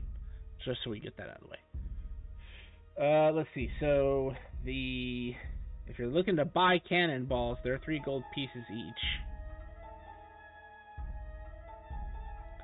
Explosives. I'll buy one of those, yeah. Okay, so you can put one on it. Explosive rounds are per round, and they are 4 gold each.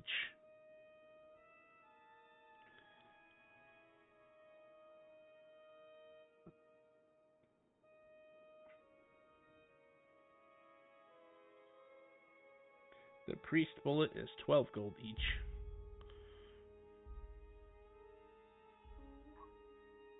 And the scattered bullets are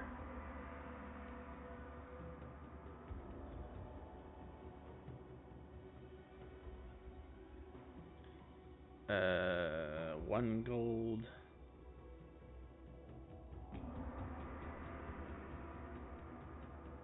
Yeah, we'll just say 1 gold each. I don't want to deal with 1 gold, 5 silver.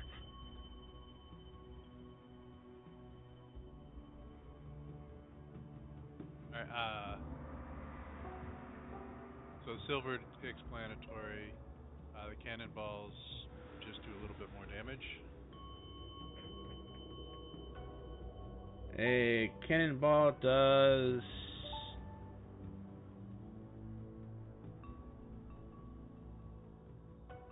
1d10.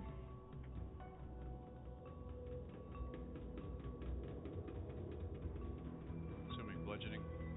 Yeah. The explosive rounds do. They are a save.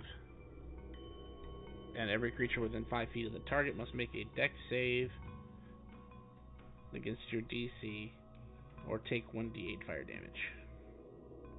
If the weapon misses the shot, the bullet fails to detonate.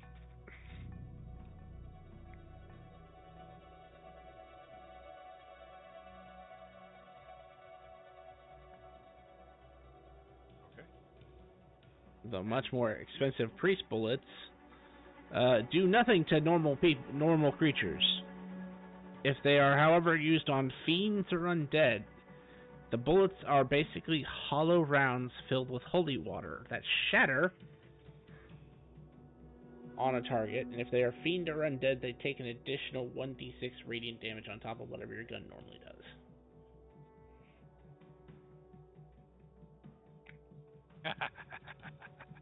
Cool. And the final one's the scatter bullets. The bullet ignores this. So this is a strange one. I don't know if you'd actually have any use for this unless you're using a weapon that has the spread fire property. Essentially what it does is that it turns the bullet in a shotgun to a standard bullet, but once it makes impact on the creature, it then shrapnels out into a cone like a shotgun. So instead of hitting like 5 creatures within 15 feet of you, it hits 1 creature within 15 feet of you, and then all the creatures within 15 feet cone of that creature, essentially. And it's just your normal damage. So it's a way to alter like how your damage is performed, but it doesn't. Have to, so it goes the range of the whatever bullet I have it on, and then it hits a creature and then scatters 15 feet. Yes. Is there a save? Dex save against your firearm save. Very nice. Very nice.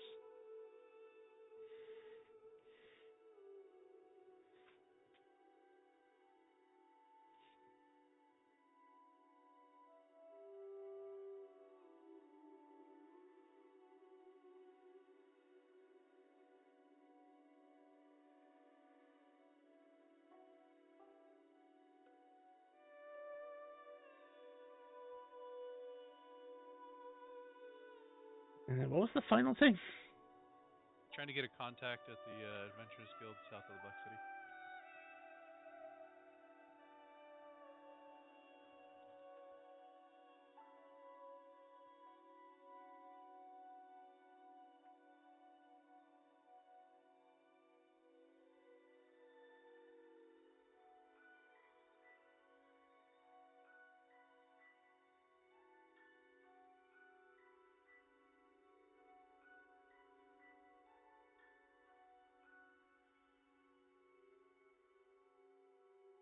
Rieger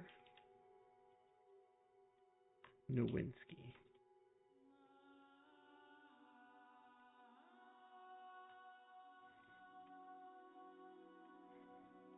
What was the first name? Krieger.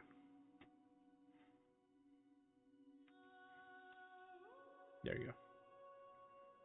Arsh. Lancashire. I didn't say that. Yes, you did. I love how the GM can't actually talk as the GM. He has to be clicked on a token to talk as other people. Just imagine you're a party of adventurers, and then you open your mouth, and someone else starts talking through your mouth, narrating your life and all your decisions. Let's just have a thought. Okay. Thank you very much, sir. Let's see. And then Canvas, what were you doing again? Going with them to the library to research this were shark affliction, if I even do have one, and the gods supposedly connected to them. That is a good question. I know one god off the top of my head, but he's not like the proverbial god of wares. He just happens to also be a were creature, so he'd have some dominion over them. You know, it's like how there are elf gods, but not all elf gods are god of elves. Yeah, gotcha. Creature gods.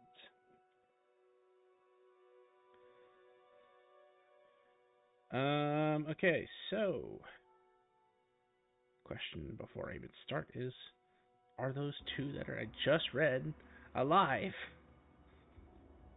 Alright, Grandma, I gotta pull up the list to see if they are. More gods dying.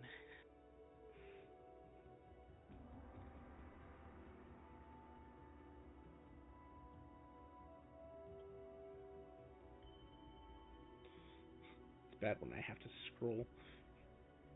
You guys have no idea how many notes Grim and I have in this tab called DM World Notes. Oh god, this is a mess.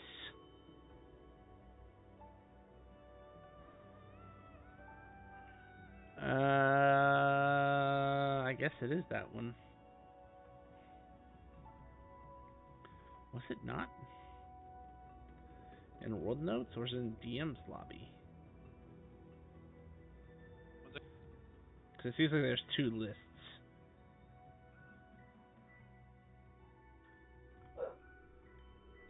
Did you get that? There's two lists. Well, yeah, because sometimes the list you guys ask about way too many gods, so Jet sends me a big list, and I have to add it to the other list. Yeah. There it is.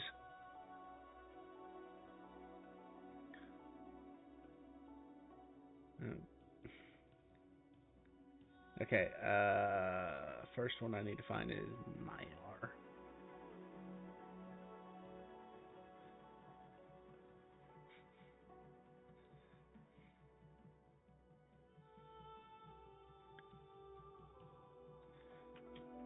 Take this one, copy it into my notepad, because it'll make it easier to search the list. I do not see that name. Assuming it's an MY. It is not. This one, this is even more annoying.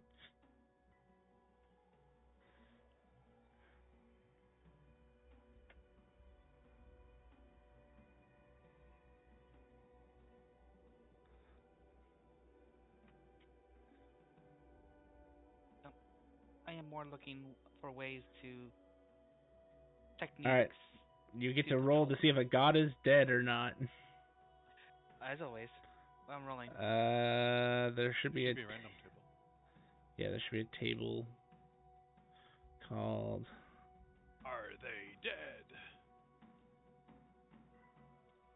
Tables. Are they dead? Draw results. They Yes, are dead. They are dead. Alright, well, Just gotta roll again, just in case. The next ones are dead. man, you are a curse, a blight. Let's do it again. Okay, they are redeemed. I was hoping for a third. They are dead. Uh, feel like we've definitely rolled this one before. Yes, we have. Oh! Hey, Grim. Yeah. Scratch what I said. We are the god of were creatures. Because the only other gods that are associated with were creatures are both dead. Well, The question is, will you be recorded? Because you're pretty fresh for a god. 100. Well, we've been around years. for a while. At this Oh, point, wow. yeah. How long? Wow. Like 150 years? 160? Very- Oh, no. Longer than that. long Hang god. on. So it's... Like, It was no, 60... bad. It was... well, if we're talking about normal setting, correct. There is no elf that is that old in our current setting. The oldest elf is what? 236 right now, at best. We've been around 60 plus 70 years at this point. So 60 plus 70 is 130? Yeah. And the history of the world is 236 years. That's over half the time that the world has been around. That is fair. Okay. We have been alive for half the world's existence. So you'd find vague references to a creature called Nightshade. He is a. It would describe him as a god of wares, but it's closer to like a patron. He'd be much more useful as a patron than as a god, in those terms. Unless you also, yeah, if you do research on him, there's tons of lore drop I can give you on him. But as far as the book that you're looking in currently, it just tells you that the only living god of wares currently is Nightshade. Is there a depiction of rituals to contact him or pay homage? In the book, no. But, I mean, you're in a library that appears to have a significant amount of knowledge. You're pretty sure you can find what you're looking for. I would love And, I mean, you're not wrong. The book you find is newer than some in this library. Mhm. But basically, you'd find out that Nightshade is a god of... surprise, surprise, darkness. What were all of our domains? Hang on. I know fire is one of them.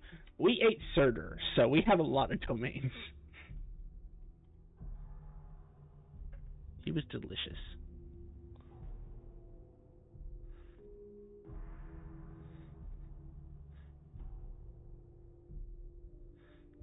Where are our domains?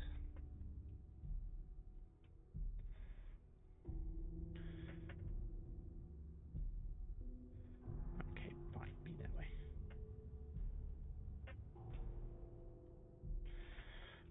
We are a god of death, god of darkness, god of war, god of fire, god of evil, god of were creatures, god of tempest.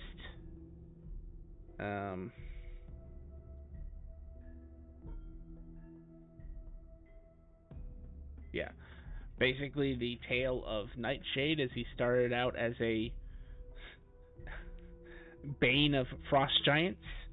There are stories and little anecdotes in the book that tell you about these tales that frost giants tell their children to not go out at night because the creature Nightshade will come and devour you, pulling you down into the inky black abyss with these black mouthed tentacles.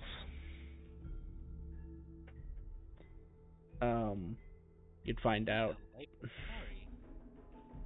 I don't read this to my children at night.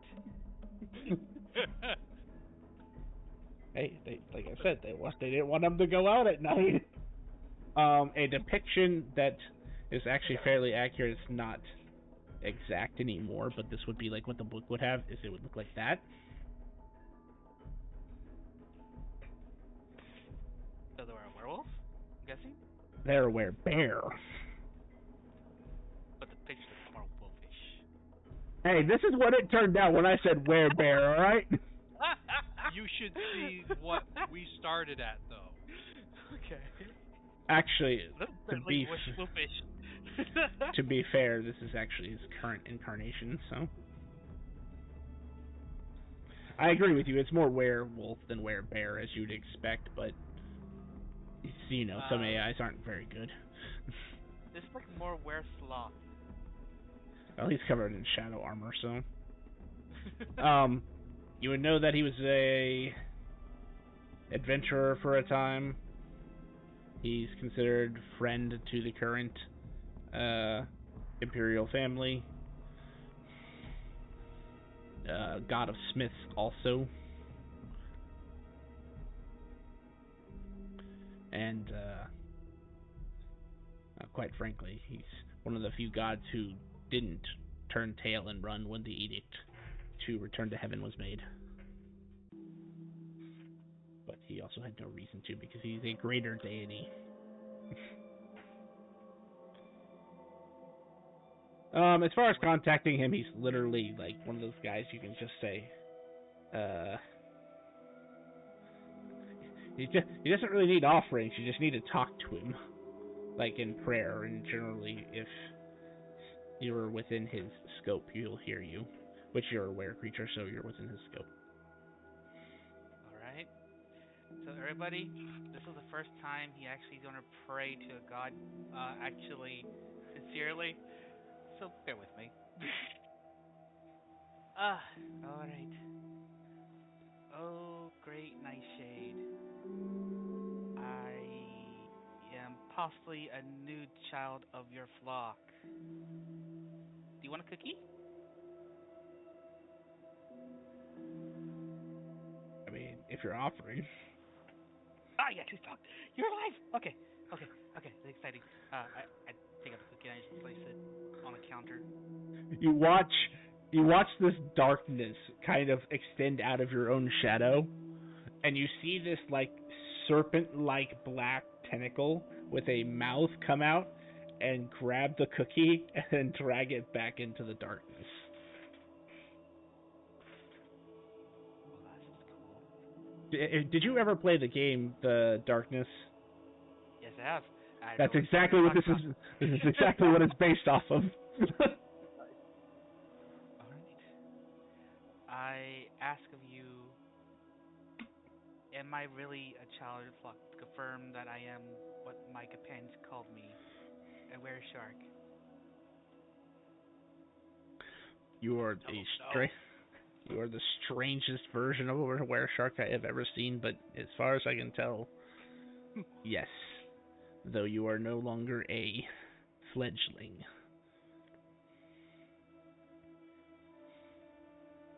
He just goes a bit frozen a bit. Alright. How can I control myself during the changes, and how could I... Is it possible for me to change outside the cycle? The first question is answered simply by training your willpower, training your mind. It is all about resistance. It will test your willpower before it tests anything else. The stronger your will, the easier it is to control it. The ability to shift outside of your phase is primarily exclusive to elders and alpha types. How should I reach such a stage?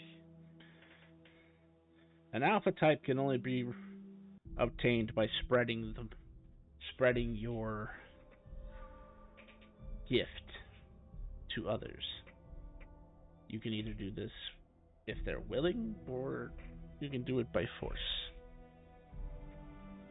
The other way to become an elder is just live long enough that your experience takes over. An elder you don't typically ascend to elder status till you've lived at least 50 years as a were creature. I do know where a weeping angel, so I can time. All right. And you said willing. There's actual those who seek it. Just like any addiction in the world, there are those who would seek to become monstrous themselves, whether for the thrill of it, to take revenge on others because they themselves feel powerless and cannot ascend the ladder of adventurer high enough, or someone in between. Just there are those weirdos who just want to be weird. They I don't can understand that at all. they can be found in almost any city if you know where to look. I would suggest familiarizing yourself with the underground networks. Every city has one. They are all somehow related to the Dark Syndicate in some way, shape, or form, or some association associated with them. You can also find probably a good number of them in Night City, where the things that go bump in the night live. Though I would be careful, as it has been recently usurped. The abominable king no longer sits on the throne. In his place sits something far more terrifying.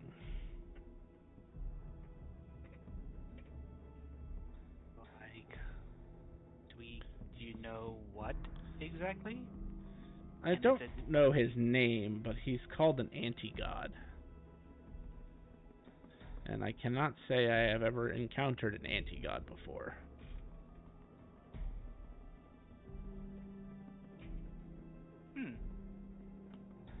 The anti-god sounds familiar for some reason.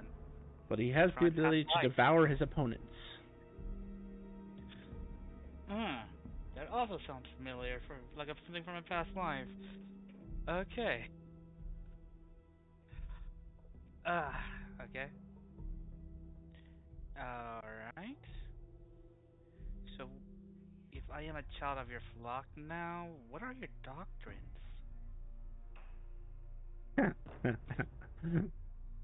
Doctrines, that's cute. I'm not an established religion, so I don't really Do you care. want to be? No, I gained my power through domination. I can't get any stronger unless I gain more gods under me. How about Great. an anti-god? No. For some reason, that being rubs me the wrong way.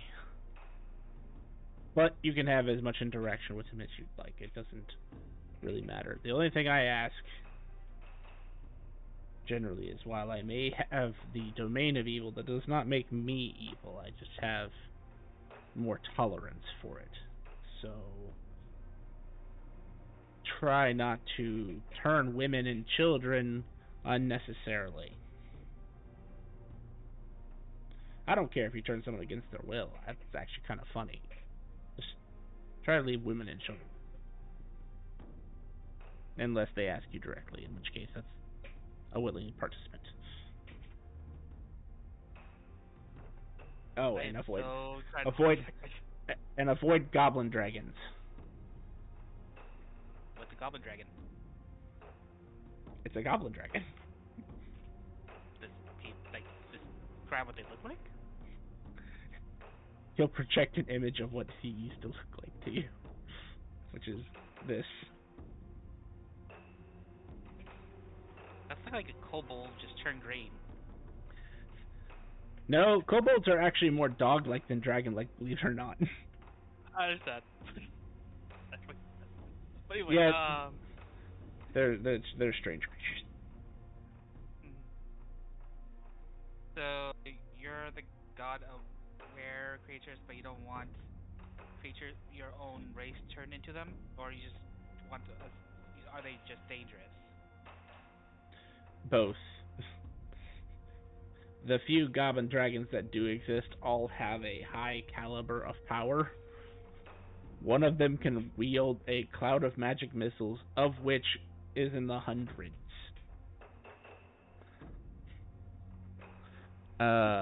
But also, there's not enough of them to warrant letting another invasive species take over them.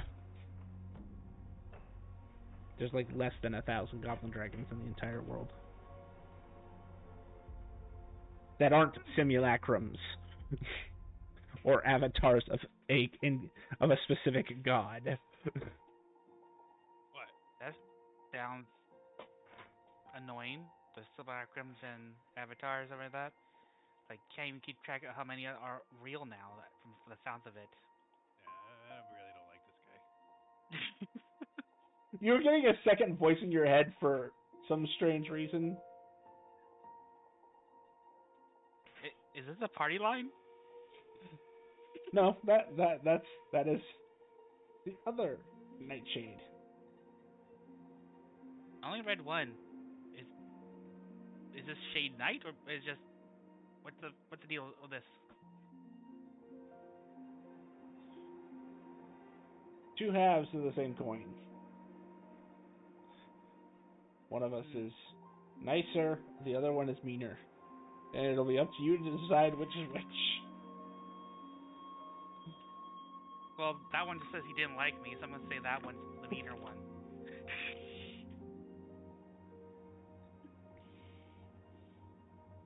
All right. Thank you for your information. Since there's two of you, here's another cookie.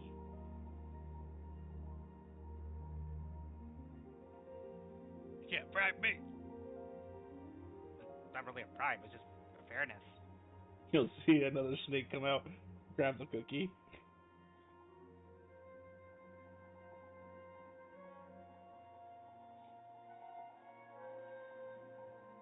Okay.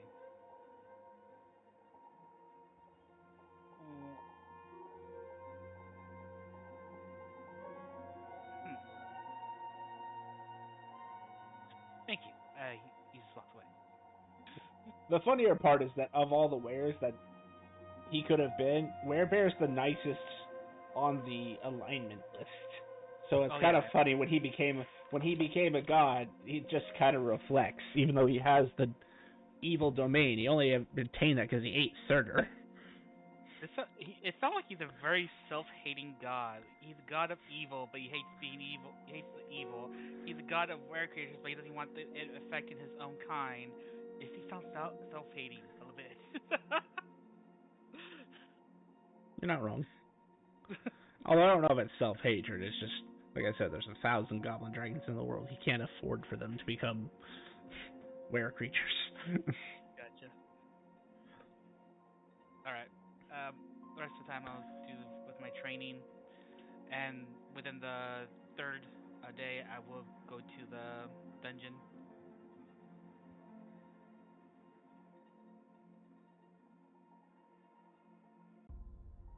Okay. Are they alive? Good question. Mr. Ibis, did you put the temporary moon to see if it actually affects me? Oh, would I be able to set that up someplace? Oh yeah, absolutely. You choose which floor, and if you want, you can even go as finite as say only one room of a specific floor has that particular feature. Well, just check it out. We'll try that. Just find some room.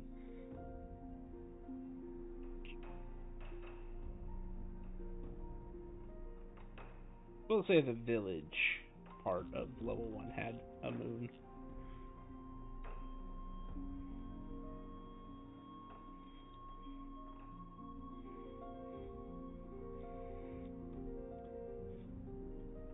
You mean the village with the weeping angel?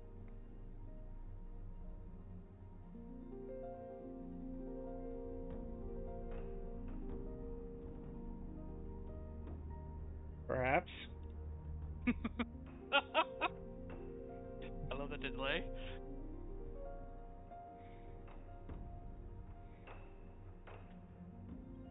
I'm more or less just concerned whether or not I'm gonna have to be running a combat of a weeping angel versus you. Uh, it's more thinking using the Weeping Angel to send me back in time so I can come back. Well, I can wait out here until Aramis takes over to get out. I won't. I'll play with the idea.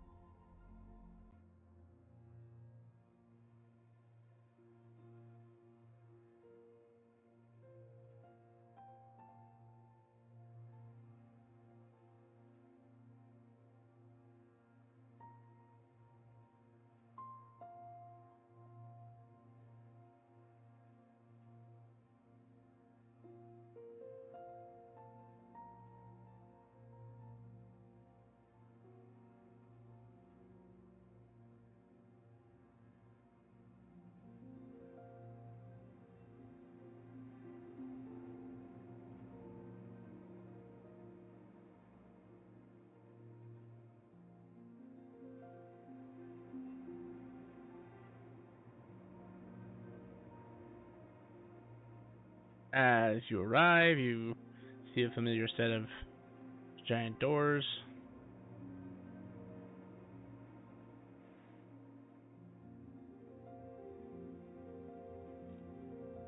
Okay, this is gonna be a very if the party members are still alive, they're gonna have a Hansel and Gretel moment.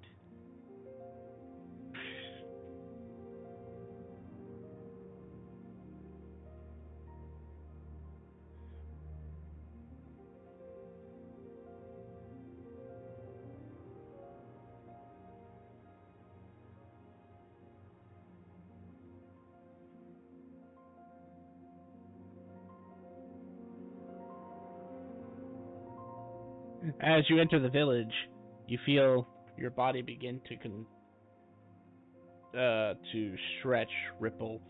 You grow longer arms, longer feet. You feel this sharp, stinging sensation up your spine, and your face elongates. And you once again become the canvas shark. Well, actually, hang on. Sorry, I almost forgot your rolls. I believe it is a wisdom.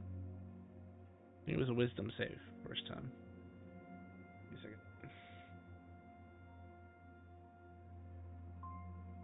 I really should have had that book up in front of me, since I knew this was coming.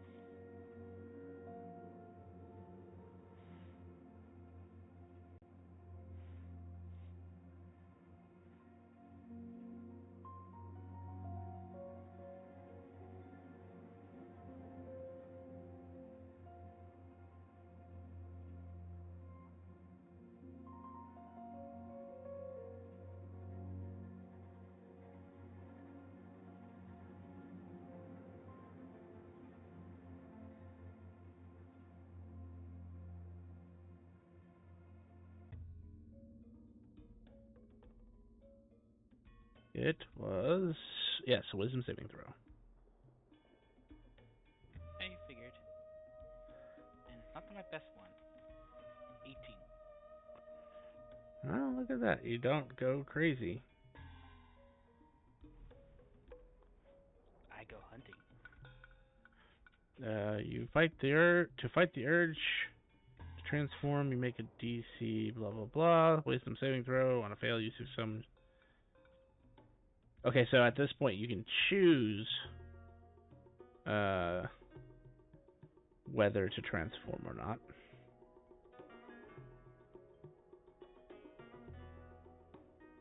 Can I choose to transform later on, or would it just cut off all transformation at that point?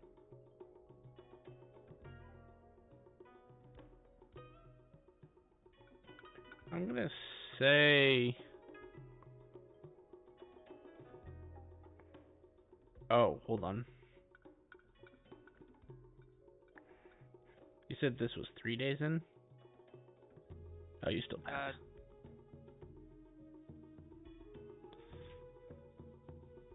Let's see. So.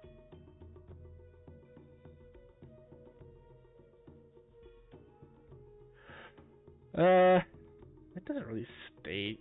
So the question is, do you want to? I should have asked. Do you want to fight the urge to transform? If no, then we can apply that to the second roll of after you transform. I don't want to fight the urge to transform. I want to I want to train myself into the ability to hold on to myself during the change. Then you succeed on the second one. But you feel like you barely.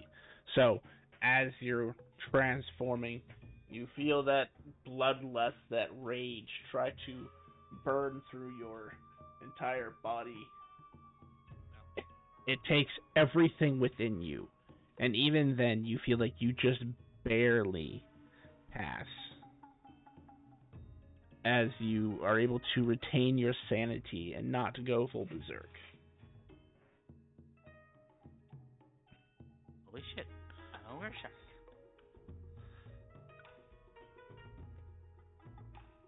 Yeah. Ah! Who said that? Are you there? Yeah, I was with you. Oh. I'm in control. I mean... Erebus is glowing like a Christmas tree. Erebus, the magic. Erebus, the magic of the day is all magic items glow. Oh, I'm glowing too. Technically, I am a magic item. I'm a glowing shark. Shiny fishy. I mean, so it works. I believe I can manage it. Are those people still here? No, they're dead. Did you get anything from it? 18 points. For the gear. Are their bodies still around? Maybe we can use the gear. You'd be aware that the dungeon absorbs everything once they die. Yeah, no, it takes everything. That's a very greedy dungeon. Alright. Want some pie? No, thanks.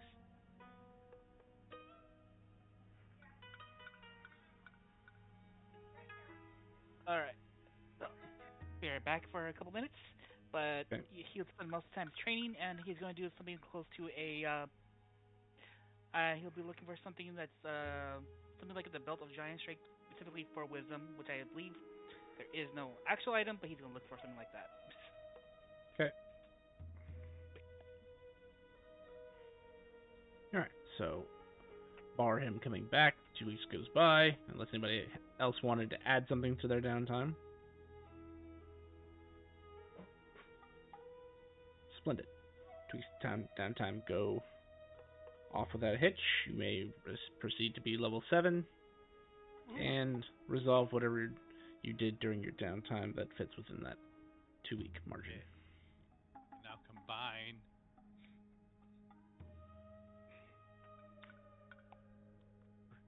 And have an antimatter time stopper of Crow's Foot.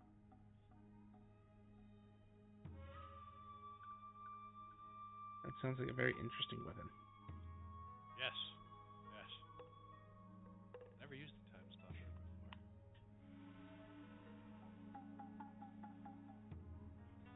I forgot that I could change my weapons around. Before I just left it as well. I did. I technically changed over to the rifle, but I never. Oh, I know why I didn't use this one. because I didn't have the ammo for it.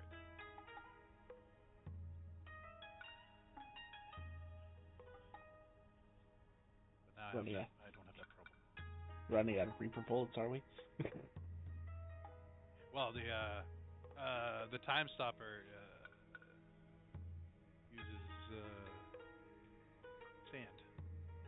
Oh, that is a very inconvenient ammunition, unless you're going to a desert. Something tells me you don't want to go to a desert.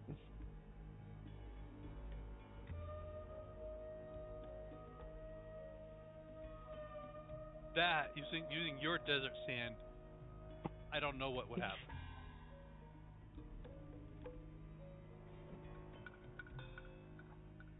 That would be funny, though.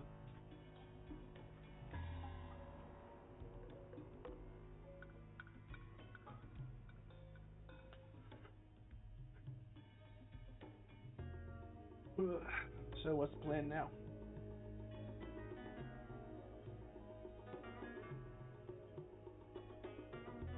We did the starter quest. We have leveled up, guys.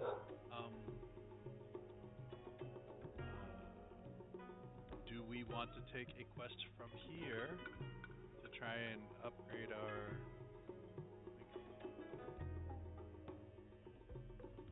Does anyone? I mean, my thing that I'm going to ask you guys to do, and I keep looking at my weapon, is still a few months off. So I am good until then. Is there something you guys need to do, or we just quest it up?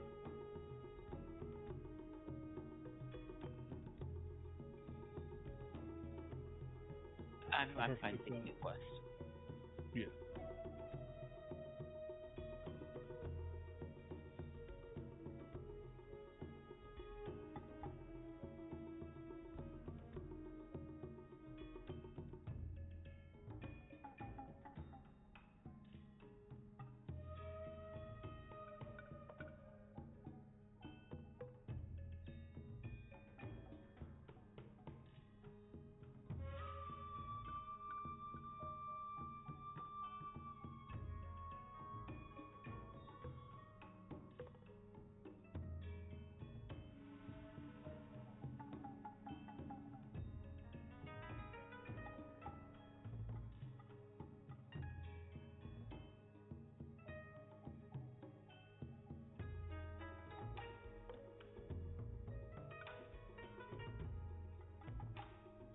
So we'll head over to the Adventures Guild.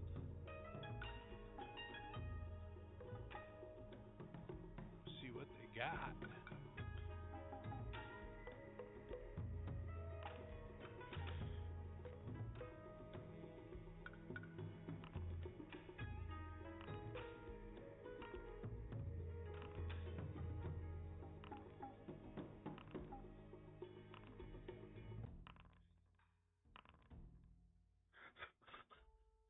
Some interesting quests on the board today.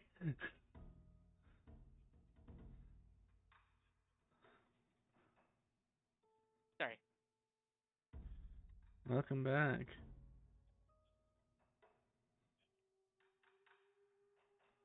This will be interesting. Okay, I'm back.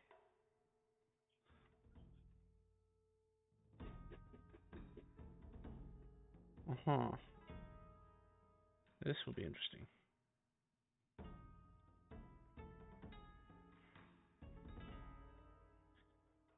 So you got a quest for. Well, you guys are F rank, so there's like only a couple quests you can even take. Why am I even bothering looking at the rest of these?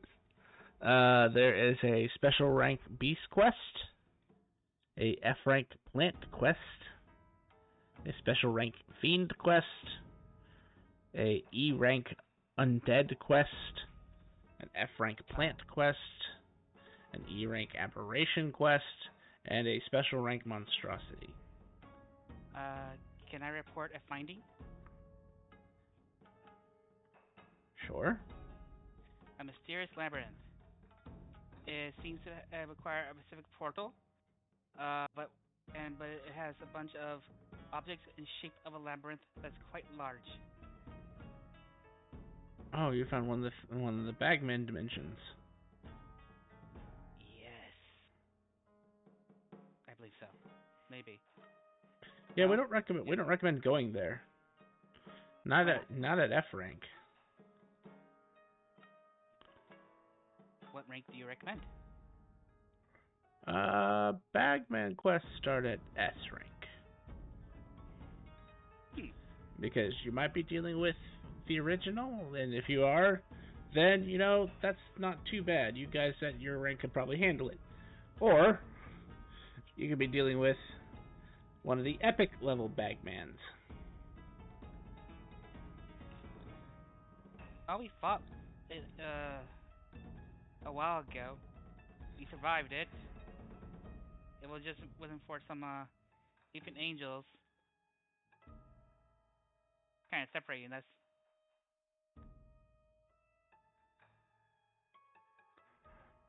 As you will learn, not all Bagmen are the same Bagmen.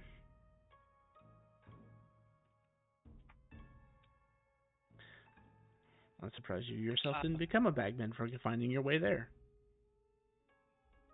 Was that possible? How would that happen? Bagmen are eldritch entities that were once mortals who decided to spend too much time in a bag of holding.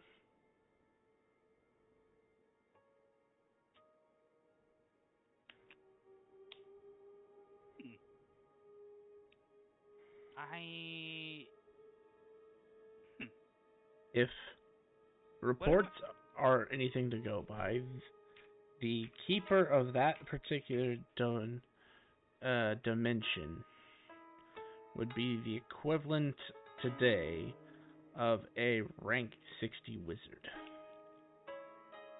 Ooh. All right.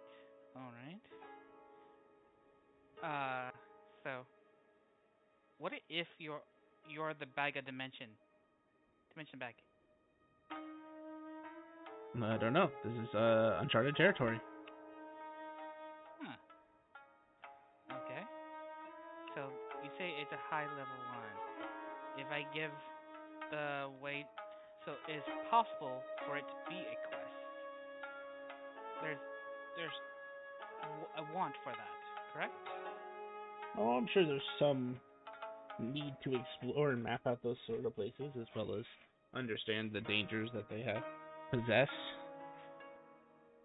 So if I give him a way to travel there, there'll be others who want to stop it. Only if you're trying to put in a quest for it. I mean, otherwise, right now there's not a quest for it on the board. Okay. Quick question out of character. Everybody, you tell them about the marking of the Bagman knows my location all the time. I would have told you about that. Okay. So, what does it require to make that quest?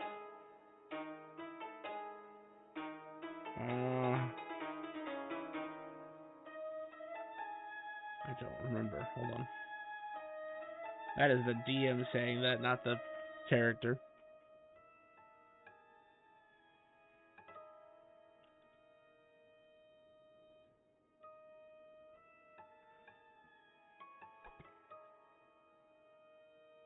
There it is, creating guild requests.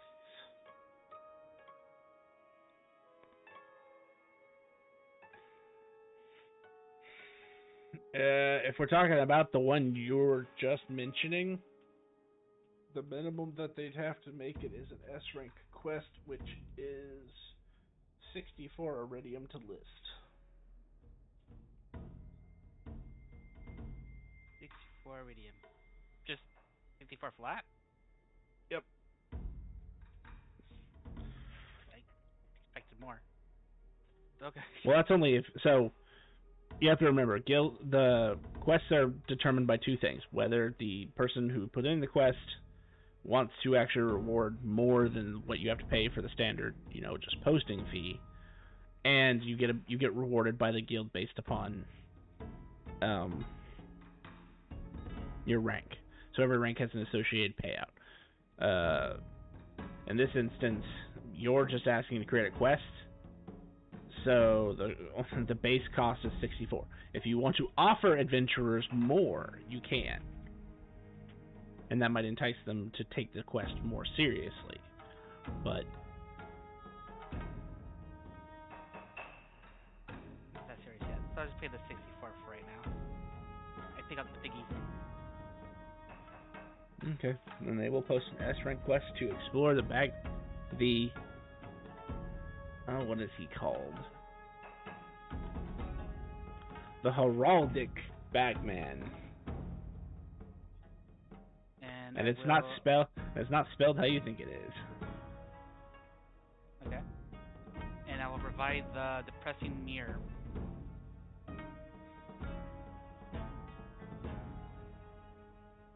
Okay. As the lich point.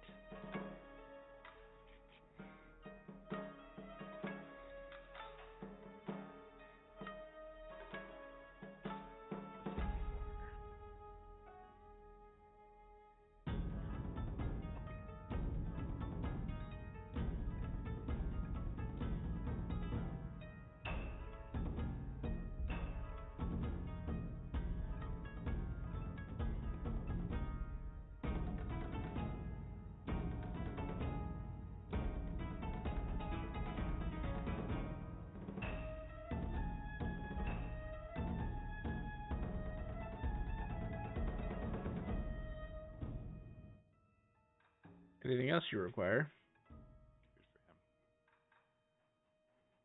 Do you have any devices that can empower the will?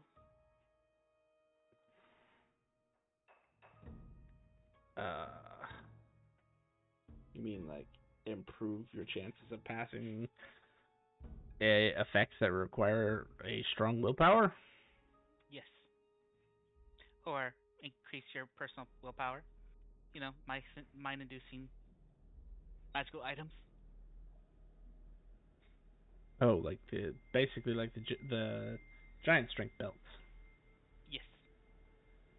So you need an item that's infused with the essence of a creature that has strong will.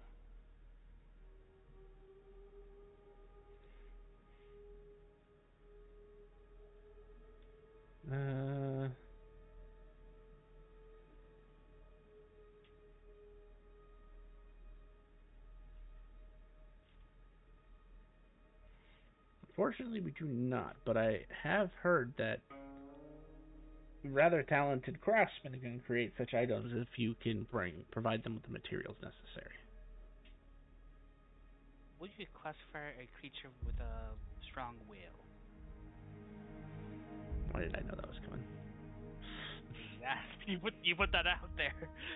I did. You're not wrong. Like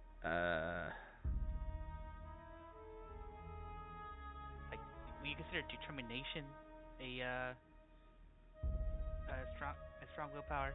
Because like a weeping angel has to wait all this time for its food. I think that's pretty determined, right? Or how about he starts flipping through a bunch of entries in the machine. How about a Mumblor Golem that's so dedicated to his master it will spend lifetimes and generations working towards it?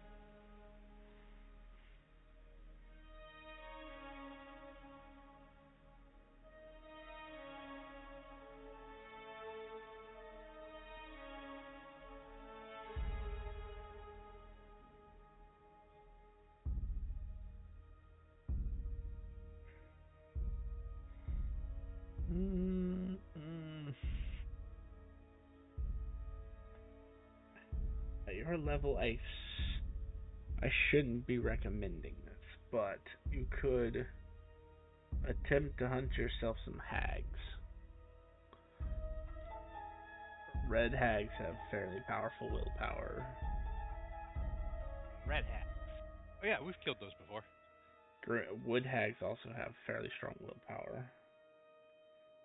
If you're feeling like a trip to the desert, you could find an oasis.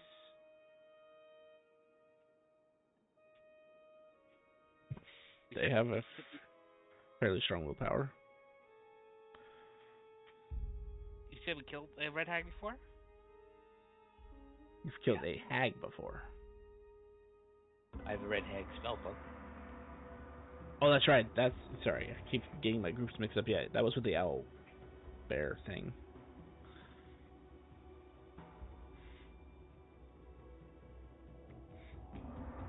Does the spellbook have the DNA of the beast, the red hag? Well, you'd need to talk to a craftsman about what part they would need specifically from the creature to make what you're looking for. I've heard it takes different body parts for different things. And what craftsman do you recommend that's nearby?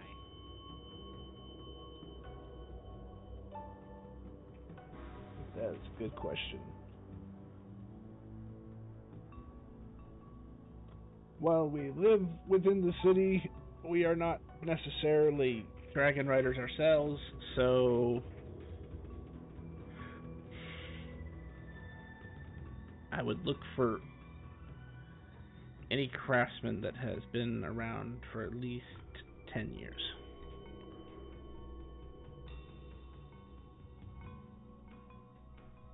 As a craftsman, not just 10-year-old. That'd be an interesting craftsman, a 10-year-old. So do you know any of them here? Like, you personally know? I do not, unfortunately. I apologize for the inconvenience. Nightshade, do you know? I mean, I'm a god of craftsmen. I would really hope I do. I would think so. Please bestow your great knowledge upon me. Go out the door, take a right, then take a left. He's gonna off. You'll find a dark and dank blacksmithy in the end of the alley. Look for Fred. He can get you started on your item of willpower. I take out another cookie and put it down for him while I go talk to Fred. Oh, he goes back and put a second cookie. Sorry, forgot the second one. A snake comes and takes both.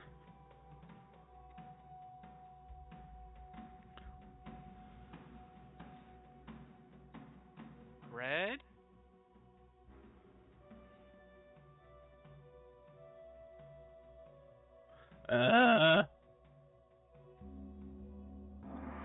As you enter this really dark and rundown sort of smithy, which is contrasted compared to the rest of the city. Like, this city's immaculate. You've not seen a speck of dust anywhere.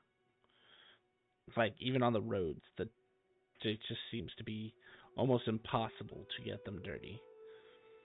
Here, it's almost the opposite. Everything's covered in dust.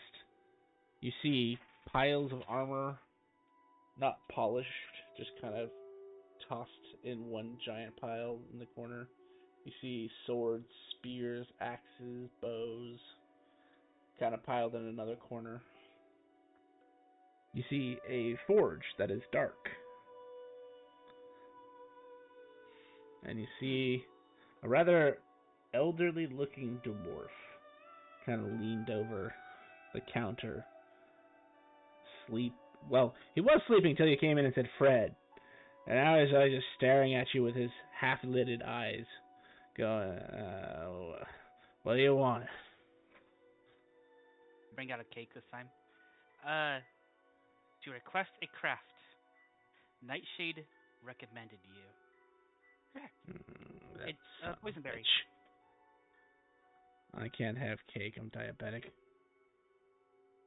I go that gluten-free, sugar-free. any baked good. I know. You're not wrong. That is funny. He'll absentmindedly start chewing on pieces of the cake, and it's not the most civil way. He's like sticking his hand in, pulling out a piece, kind of munching on it, as he's stroking his beard with the other hand, getting frosting just everywhere. If it's a recommendation by Nightshade, I suppose I have no choice but to at least humor you. What are you looking for? Something to empower my will. Something similar to that the belt of giant strength. So you need to imbue the essence of a creature into an item to gain that creature's abilities with that item. That's gains that creature's powers with that ability. So what I should have said. All right. Do you have a creature in mind? I was told red hag, wood hag, and oasis.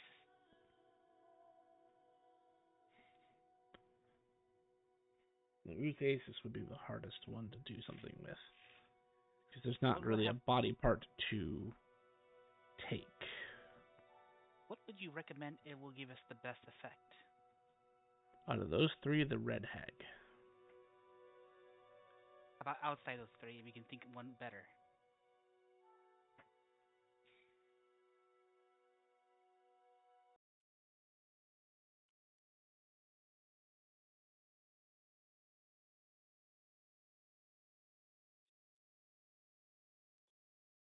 Right, fine, Foundry. I'll go roll it in Discord. Because I do have a body here that be at least the outside metals will be quite useful. I'm not sure of the creature itself. I pull out the Mummy Lord Golem.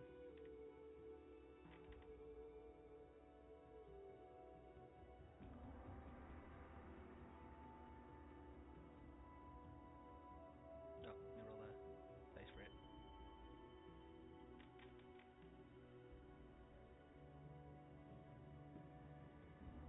This creature would be able to augment your constitution or your strength better than your wisdom. You could technically also, interesting. He starts stroking his beard more as he takes another giant handful of cake and just starts stuffing it in his face. You can also create an item that gives you limited immunity to certain levels of spells and the ability to reflect certain spells under right conditions. Do you make it into an armor?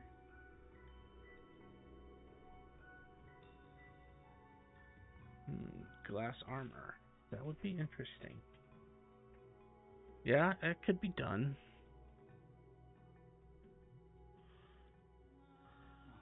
I got two of them. I pull out the other one.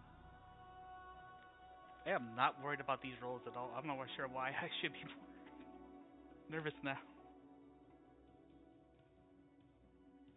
You meet an epic level 60 Bagman, you should be scared. Although at that point, I don't know if you have time to be afraid, because he probably will just erase you within that one turn. Yep.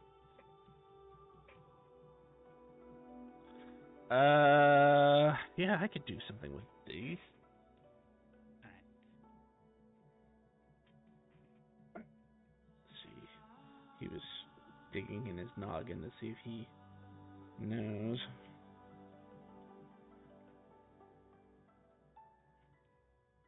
It kind of looks you up and down. Kind of looks left, looks right, looks out the window to make sure no one's coming, and it kind of signals you to come closer. Get closer. How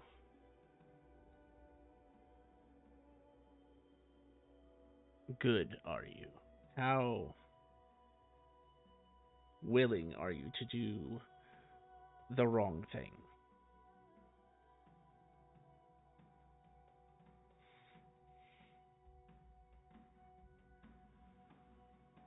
You said that only during the change I have that change of alignment, correct?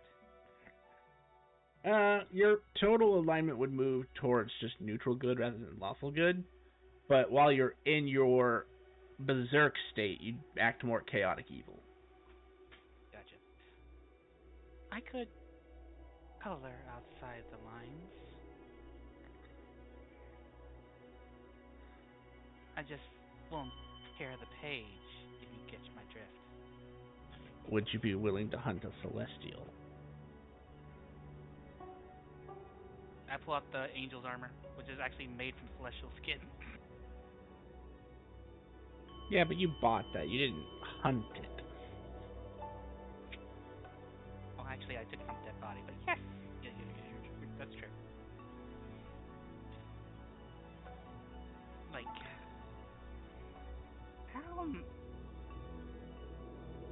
how high a celestial are we talking about here? One of the highest. Can it be like a fallen celestial? No, you would need. It needs to be the real deal.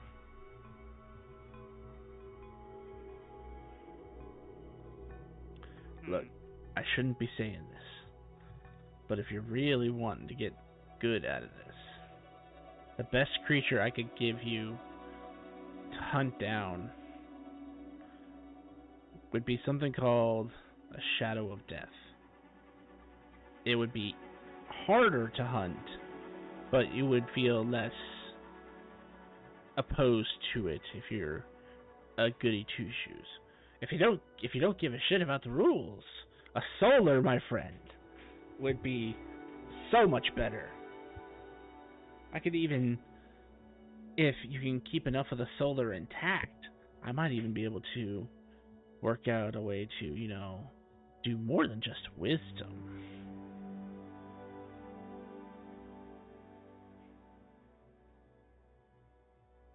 I'll keep the solar in mind, but I'm closer to the shadow of death at this point. Where would you find one like that? And what is a shadow of death? You familiar with the deck of many things?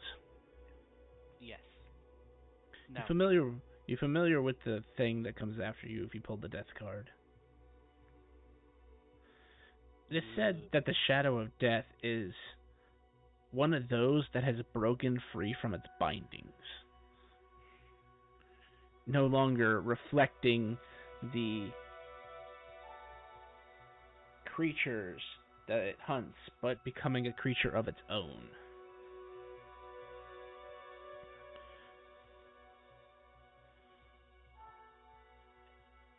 That seems. So this creature just managed to break its binds and wants to be free, so to speak? Yes, but they are not good creatures. They do not follow the will of the gods of death who administrate the wheel. They just kill indiscriminately. Anything that comes across their path, they're willing to devour, destroy, unmake women, children, the weak and infirm. Doesn't matter. They will kill them all. They abuse the power that they have been given over death and have been driven to the point where they no longer represent the celestial that they once were.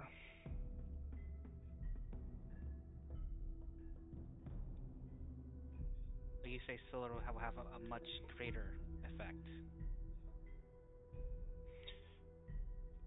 Solar I could do more with. The Shadows of Death borderline undead. They are celestials, but they are almost celestial in name only. They share more with uncommon with the undead than they do with the celestial species. And the problem with dealing in undead and creating equipment is that they tend to make inferior equipment. Okay. What do you need of these? So pretty much the soul, as much as the body can remain intact. What do you need of the soul of death? Of the soul of death, shadow of death. Sorry. If you want its wisdom, you will need its brain or its heart. And if I bring more of that, Then we it'll could be figure out same. something. All right. I'll see what I can do. All right. Oh, but you can do the armors, right? For right now, Yes, I can. there'll be 2 sets of armors. One for this guy. I have in my manifest construct. Right. Well, I'll get to work on those in due time. How much, by the way?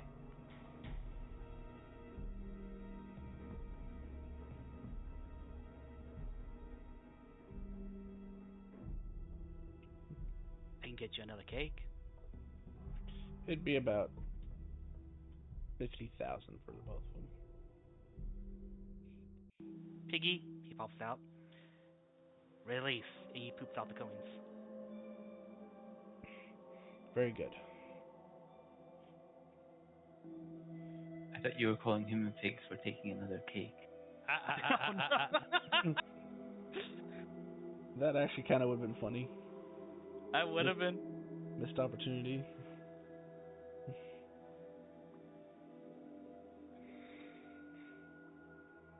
There. How long would it take? Talking very rare items, so...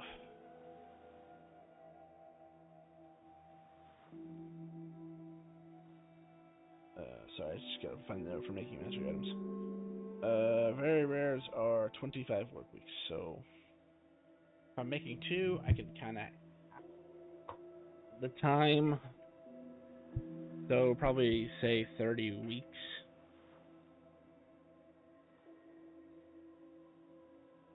Another 50,000. We can make that faster.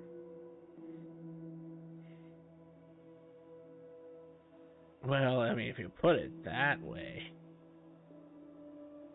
Piggy.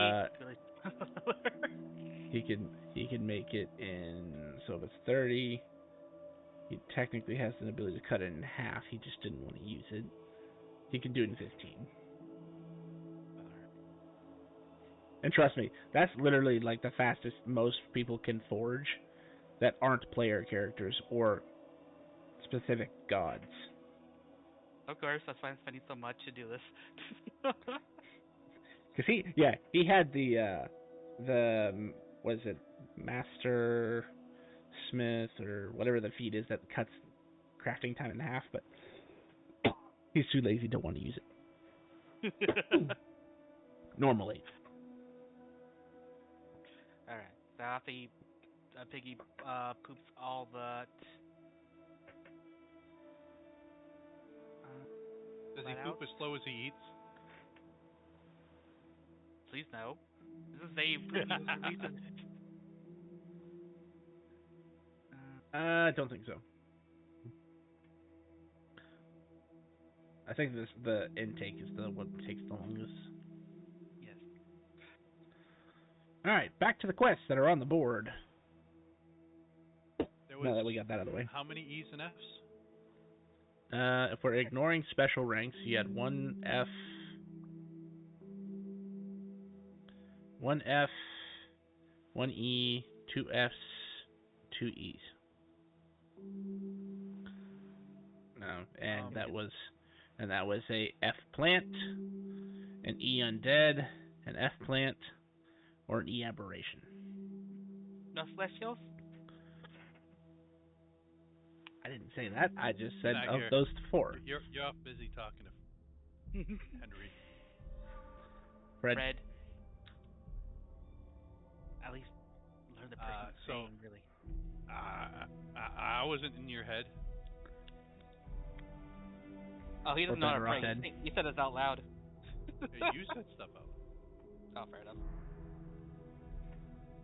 Do we take the two F's and two E's? And there was a special beast.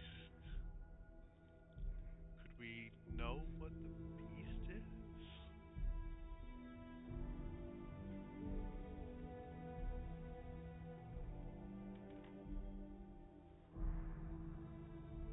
Give me a minute. Yeah.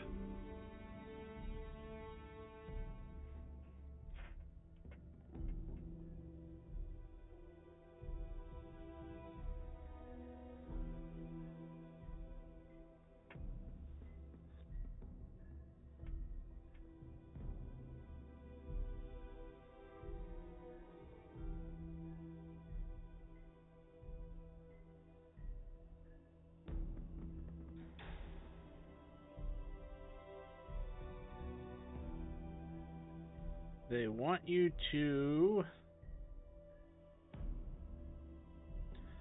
obtain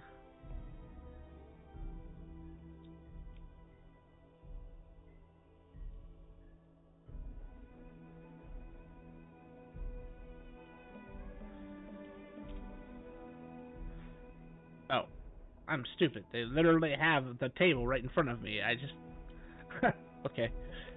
They want you to obtain the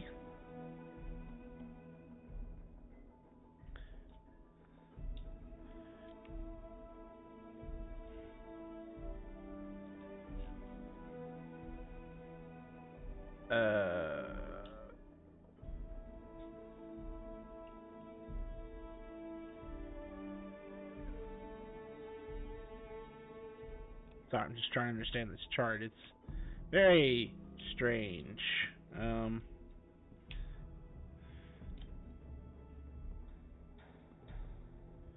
They want you to obtain a specific bone from the body of the Tetraanodon.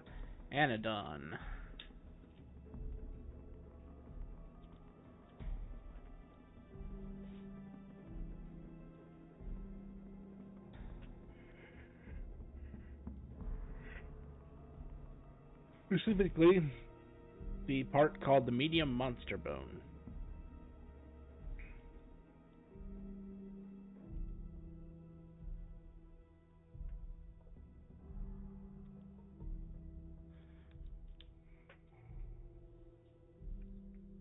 You guys want to add that on the list in case we come across a pteranodon?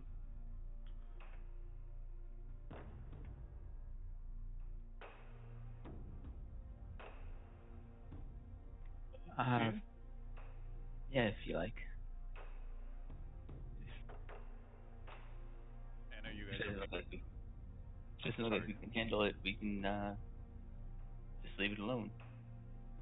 Okay. You okay with taking the two F's and E's? There's no due date, right? Like we could finish this one when we have a chance.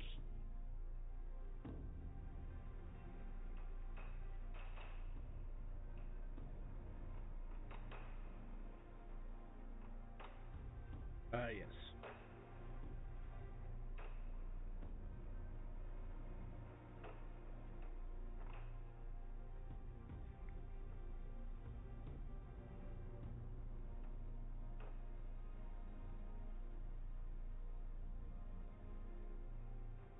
Yeah, we need to jump up because F's and E's are going to be cakewalks, I think.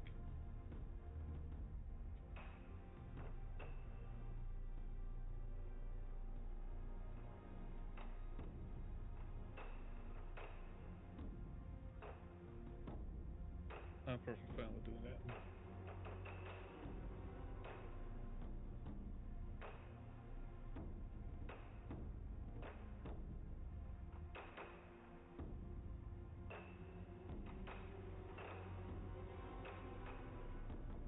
So what were the plants need taken care of, the undead and the aberration?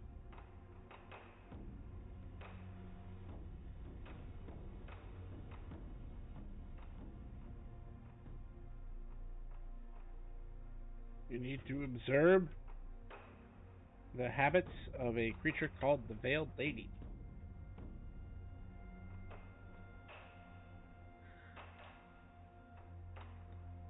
A creature, a plant creature found in the Green Twilight Forest.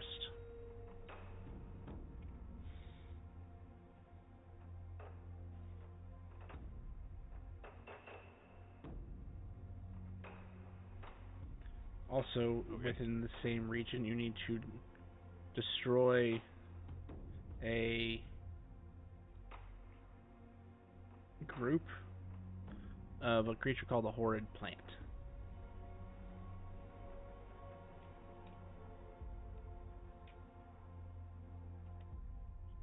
Okay.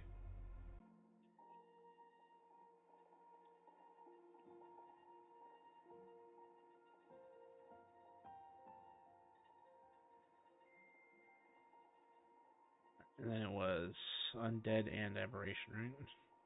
Correct. And that was E.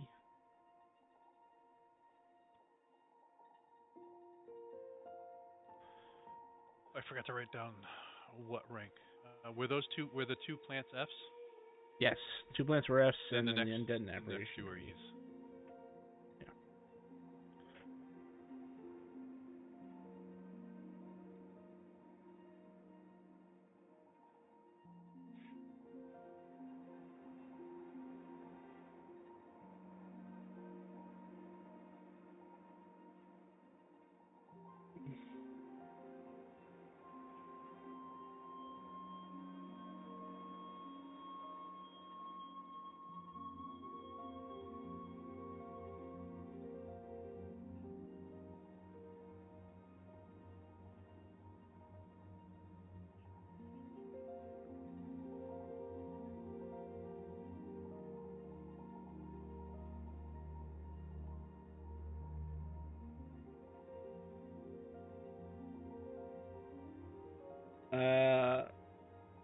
You need to travel to the.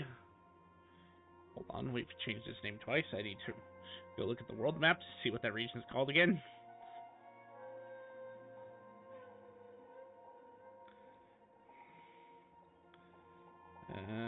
Well, that's not. I guess that's what I'm gonna call it for now. I forgot to re-roll its name. You need to travel to the smog marshes and clear out some barrow ghasts.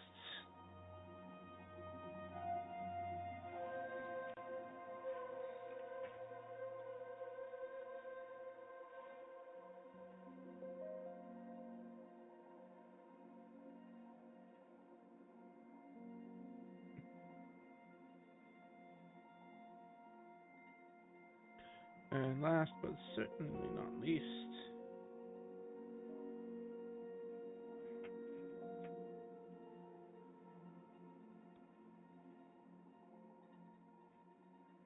during the waves,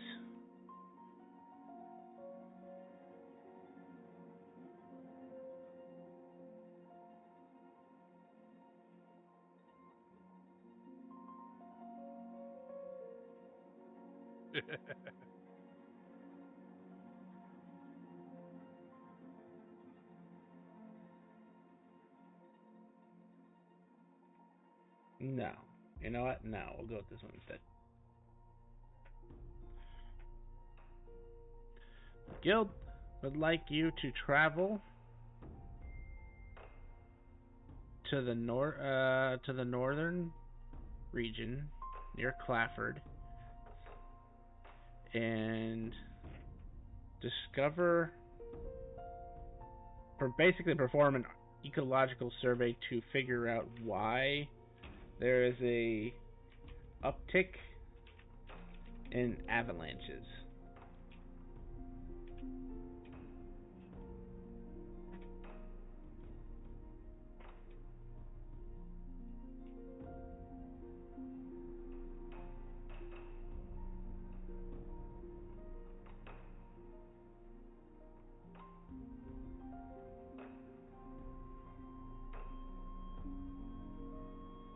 This one would have a star by it, telling you that while this is the appropriate rank, approach this one with extreme caution.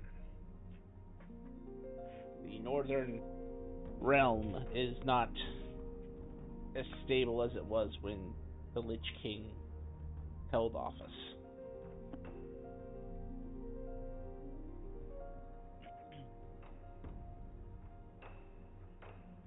Anything we need to know about the Northern Realm? Not listed on this little flyer. It's not. Gotcha.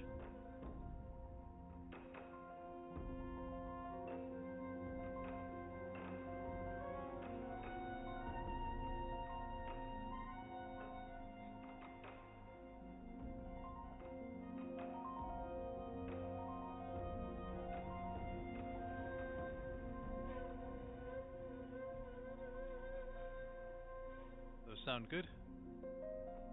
Mhm. I don't see anything wrong. So we will take those 2 Fs, those 2 Es, and the special beastie.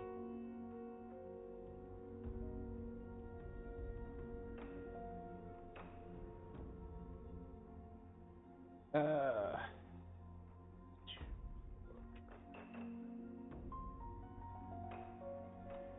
12. Thank you. 12 cobalt pieces, please.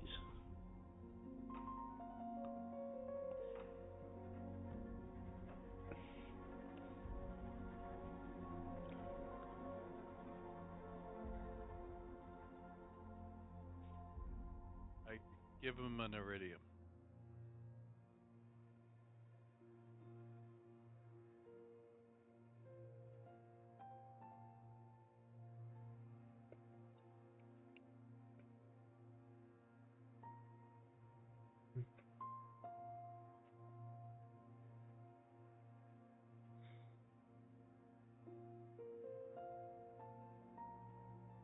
He'll give you back 87 cobalt pieces.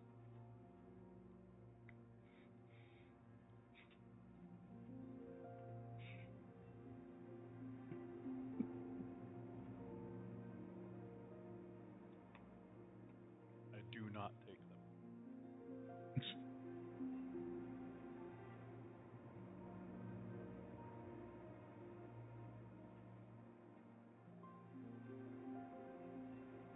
my wife was out here, I would take them and start throwing them.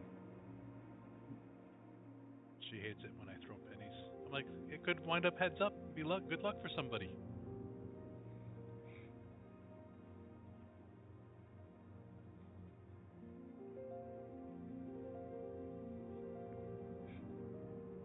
The receptionist types into the machine. You see the coins disappear. Kaylor, you get a notification on your guild card. Look at my guild card. Auto deposit accepted. You now have 87 cobalt pieces in your bank.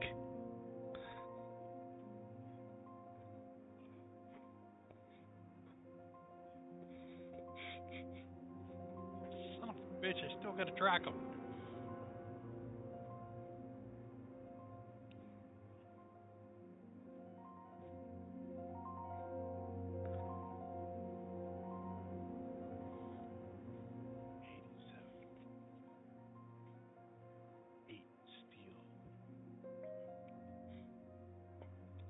They could have. But you used an iridium to pay for a cobalt fee. Because I don't collect those other changes.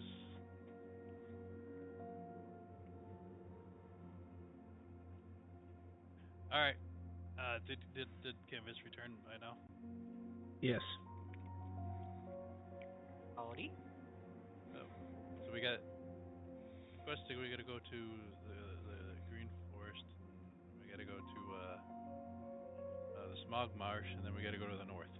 And if we see it today, did they tell us where the Pterodon might be? Somewhere on the plains of conflict.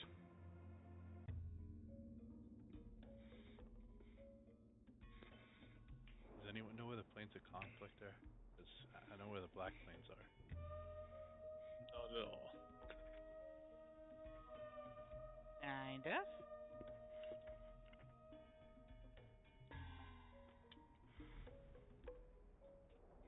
They're in the plains.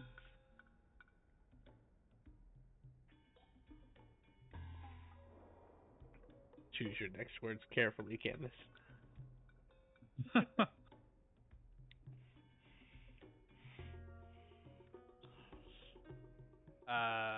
Should we go to the forest then? What are we doing in the forest? We have to kill one group and observe a lady. A lady? Yeah. Observe a veil lady in the green twilight forest, and destroy a group of horrid plants.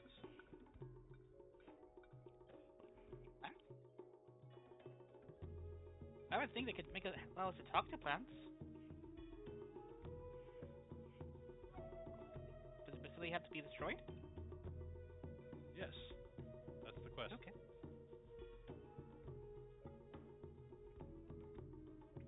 Could we have the plants fight the other group that we're supposed to observe around the veiled lady, so they can destroy each other?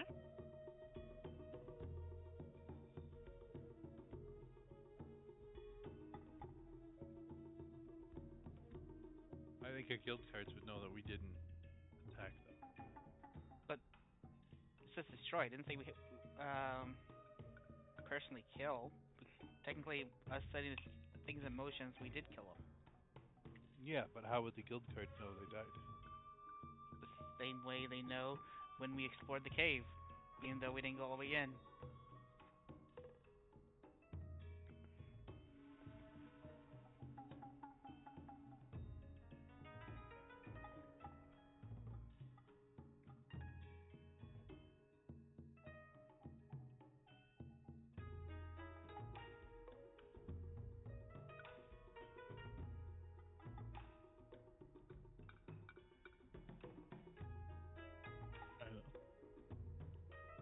So I guess you don't want to convince them to fight each other, but fight directly. They're in the same forest. That doesn't mean they're in the same spot. Which means they're two separate groups who will most likely fight each other. Are these even intelligent creatures that we can manipulate like that? Sorry, repeat the question? Are these intelligent creatures? How do we negotiate with them? Yeah. But this thing's giving me an advantage to communicate with them.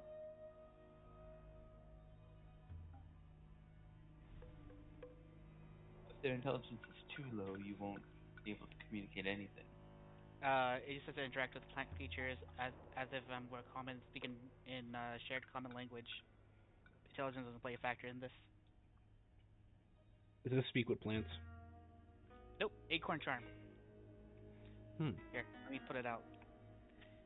I am not pulling it out my bag, but I'm just pulling it out so I can Yes, I put understand. it in the chat.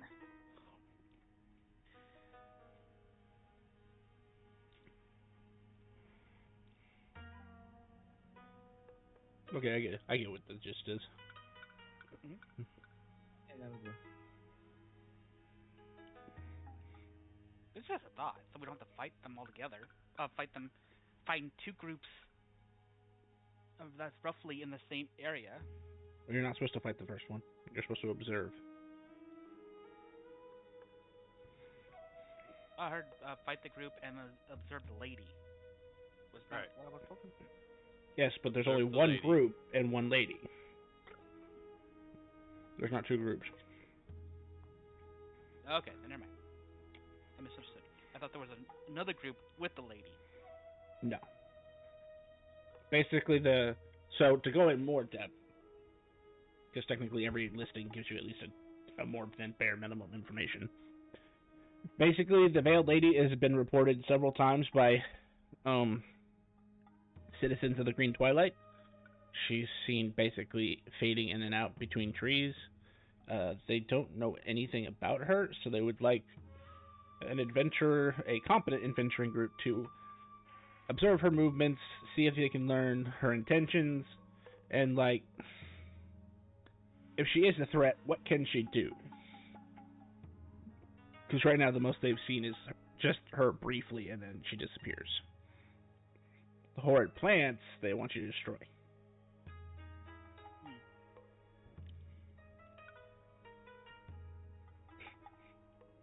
Gotcha. Do you have Delver's Claws at all? Just random.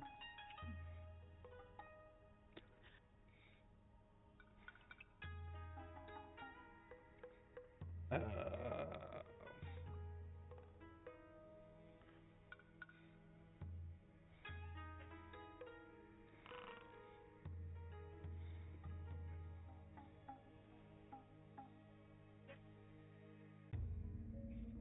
Or Claws of the Umber Hulk? I don't think that requires attunement. yes.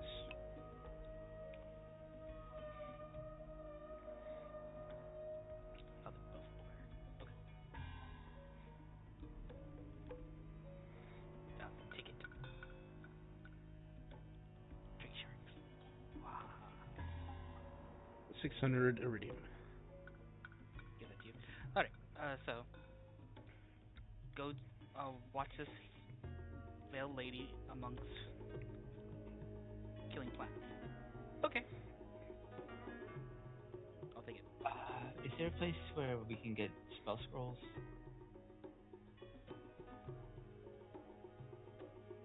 I'm sure there are plenty of magic shops along the way. And the guild currently does offer spell scrolls. Let me see what the. I know there's a restriction on this. Give me a second. They can be no higher than rare, essentially.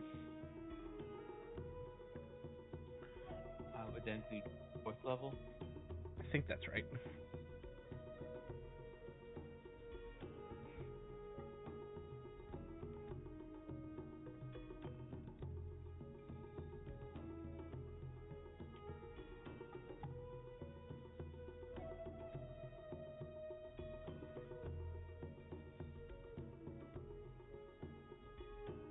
5th level. Okay.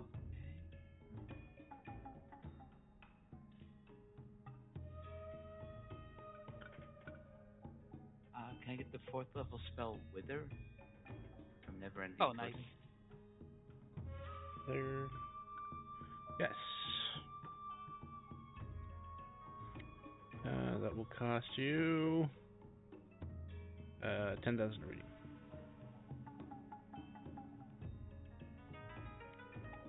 I will pay that. Good idea.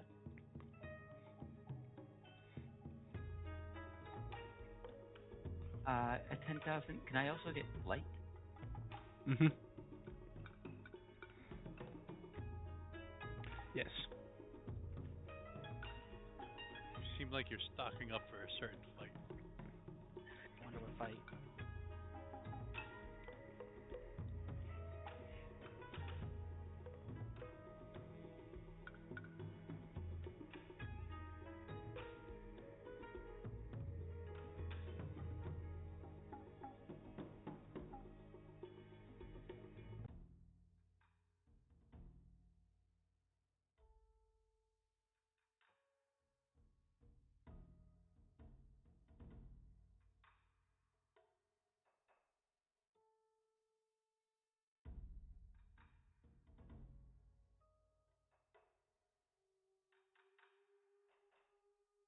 Does anyone else need anything before we depart?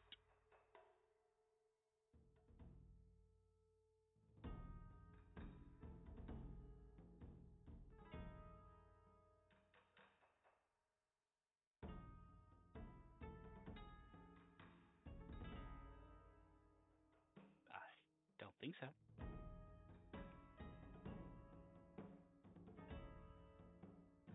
Oh, do you have a vehicle? A magical vehicle?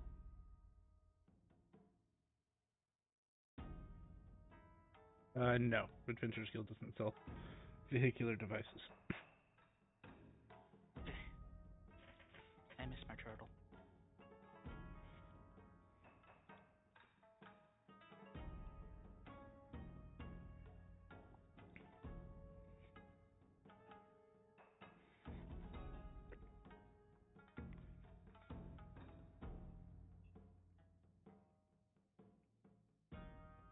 Model, do you need anything?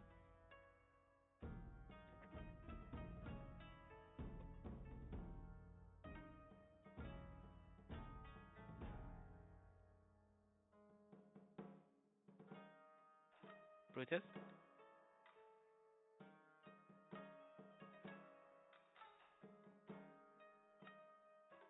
I think he walked off. Or he's been talking to us and he's muted. Oh yeah, he muted Thomas Asmodel.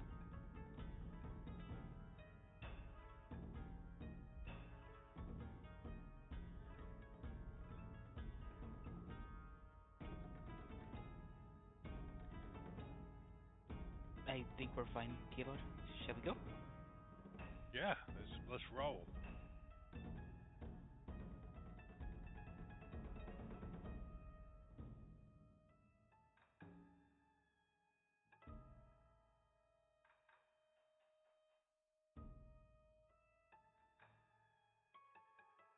Let's go.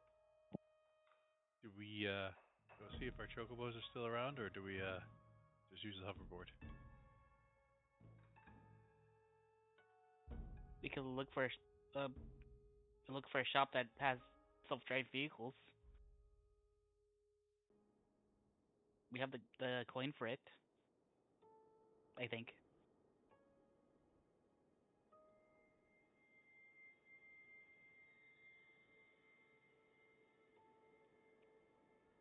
Yeah.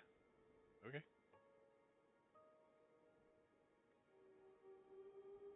A little faster than the turtle, though. How cute. His name was Bill.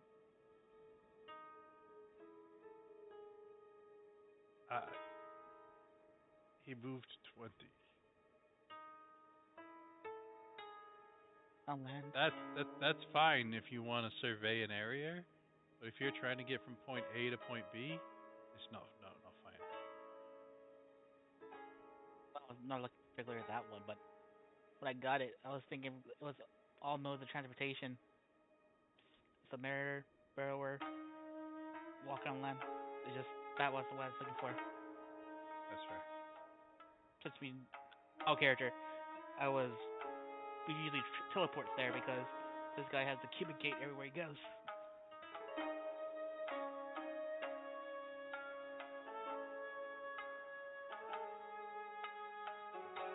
So we're gonna go to a craftsman to see if we can get a self-driving vehicle. Or like a dealer, salesman person. And he,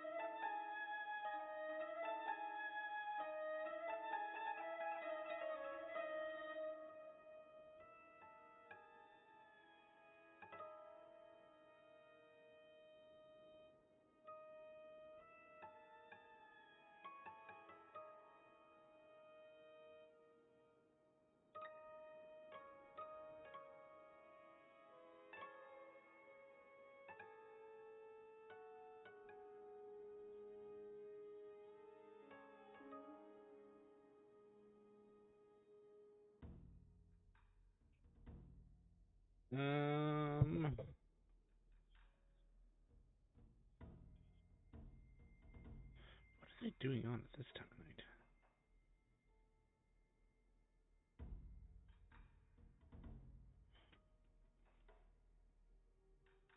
Okay, not my problem.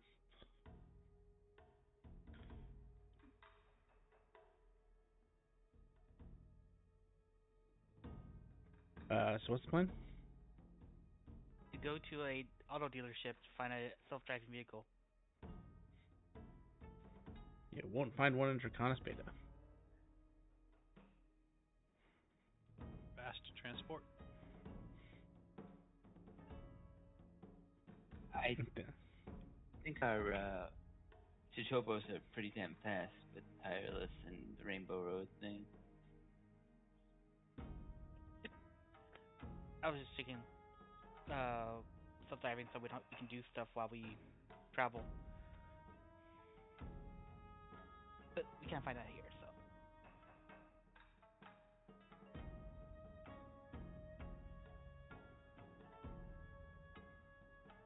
Yeah, because with the right maneuvering, white chocobos have 120 essentially, and then when tireless is cast on them, it's 180 times 2 becomes 360.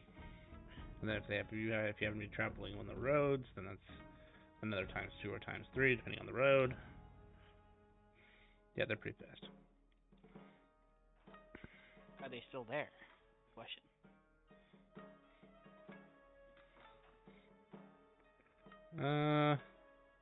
Not many people are stupid enough to mess with your rides in town. Everything works on the honor system.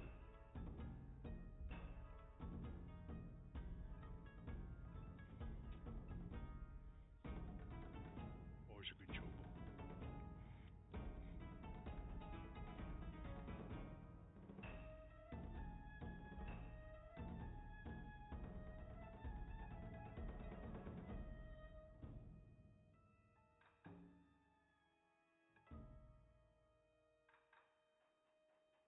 Alright, so you are looking at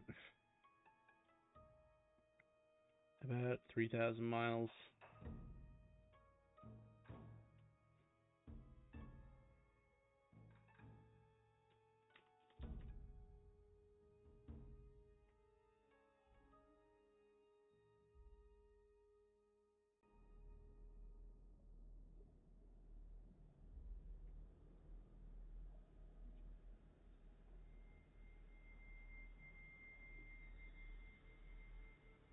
That means in about 10 hours you'd get there.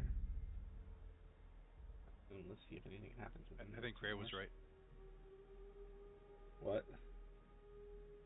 They are fast. Well, 360. Yeah, this is awesome. Cool. We were yakking last time we were moving. I didn't realize how fast we were going.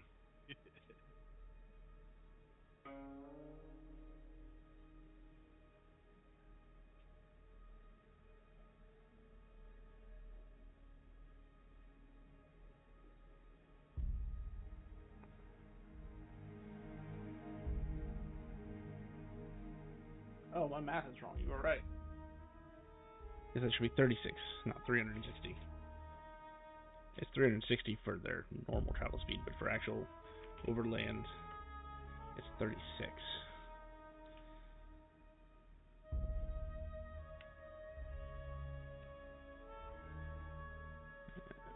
Yeah, so you're currently looking at like 83 hours. So, That's still a not too bad. couple days worth of travel. So let's find out anything happen in those.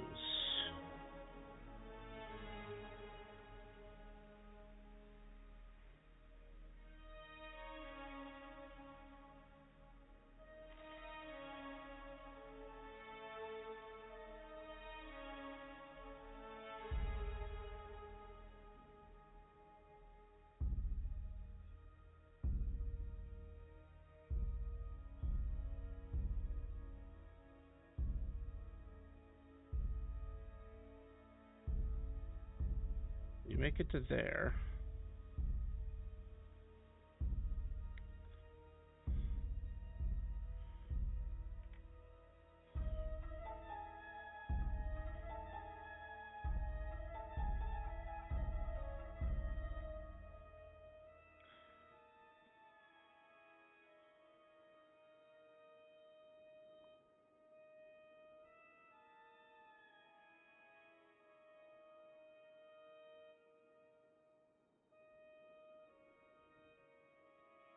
1 second. These are.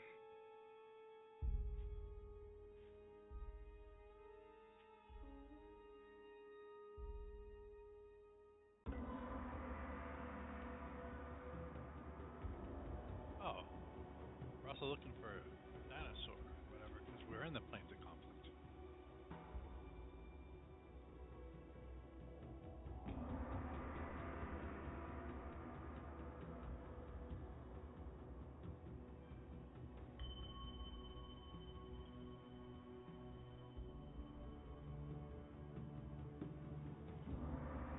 Never zoomed it out. I always thought I said plains of the Black City. I didn't realize it said plains of conflict. Yeah, 3, 4, 5, 6, 7, 8, 9, 11, 12.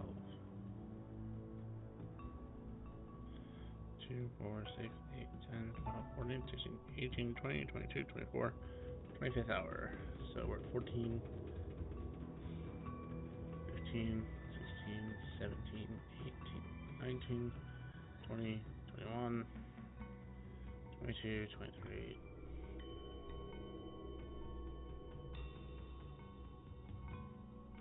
21, 22, 23, 4, 25.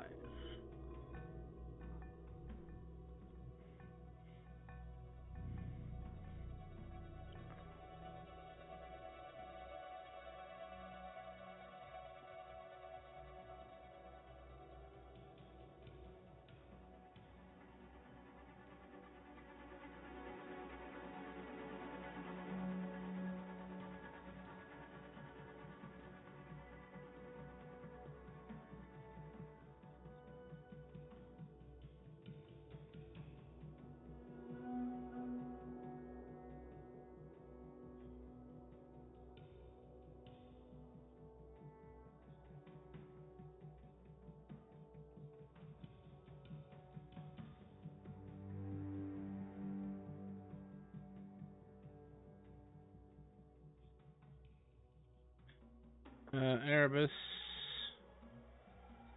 Oh. Ha. Ha. Oh, this is not a good day. You're in danger. Erebus, as the clock strikes midnight, and that was roughly 5 hours ago, which means I now need to look. Yeah, no, you're still good. The chances of being attacked today have been doubled. You like that? That one's mean. But funny. That's not the worst one. Oh, I'm aware. I'm aware based on the number that that's not the worst one. But... Oh yeah, no, it's always a chance. You only had a 10% chance before today to be attacked on the road. Now you have a 20% chance. So take that information what you will, but you're moving at 360 feet every 6 seconds, so you know, there's that. Well, we kind of want to be attacked, right, by the dinosaur, which is on the plains of conflict. I never said it was a dinosaur. I just say always increase that chance by a bit. Nah, it won't be. I know it's not guaranteed, but still. Why would I want to increase the chance? Just the dice roll says. Why would I want to pay you more? Red has a sugar problem. He needs his cakes.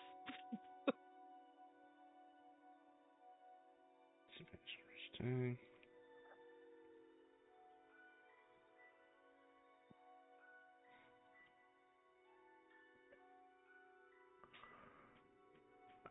As you are running, you do in fact run into the creature you're looking for.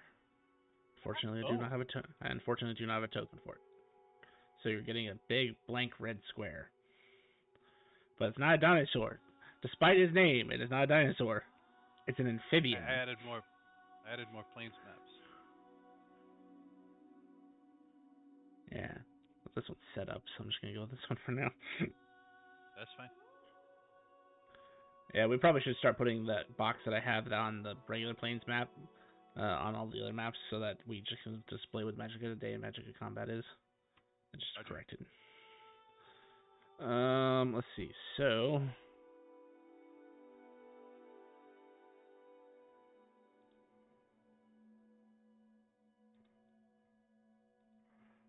gray.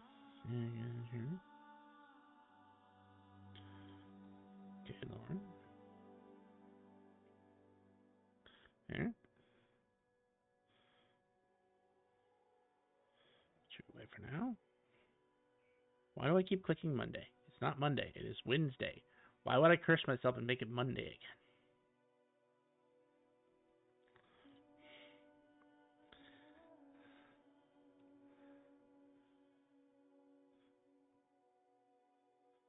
again? Alright. Now I need to drag you all to this map.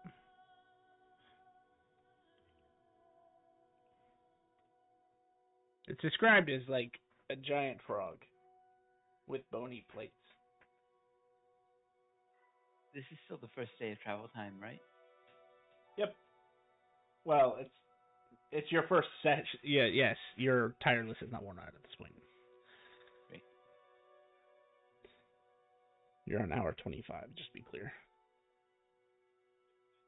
You see a giant frog hopping across the thing, matching the description that is listed on the flyer.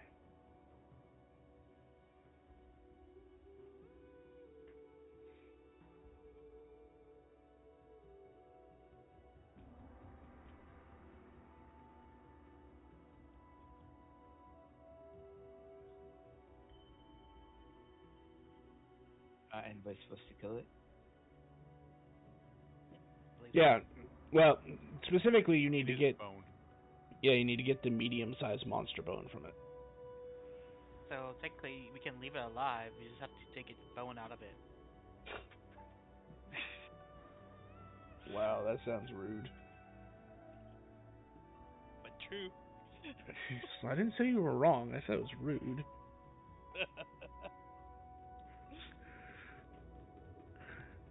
How about I take your shin bone out while you're still alive? How do you feel about that?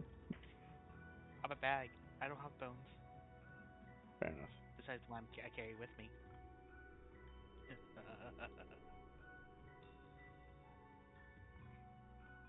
Alright.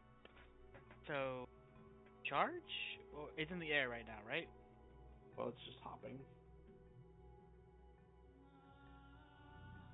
Do any of you have a way to keep it down? I can slow it. Well, I'm pretty sure the second we attack it, it's going to come after us. Fair enough. So, charge?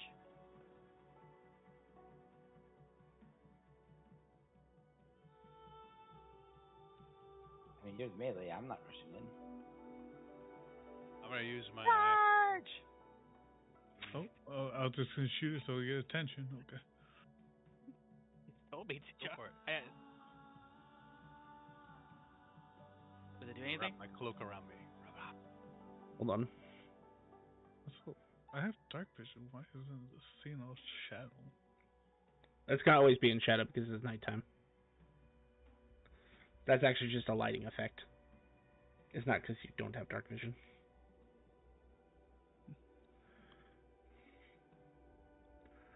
Yes. As a matter of fact, it will. As you approach and charge at it, it turns to you and is going to use a legendary action. A legendary action wall. What action? It was a special rank. Muck Blast.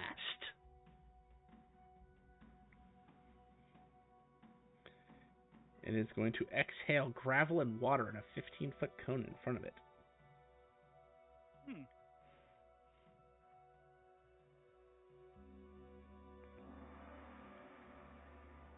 I don't know why this is separated into two different saves, but okay. It's literally the same. They must have configured this creature before Foundry allowed you to have multiple damage types. Hit deck save, Canvas. Deck save. I'm guessing it's not magic, so roll normal. 13. It's essentially puking at you. Yes.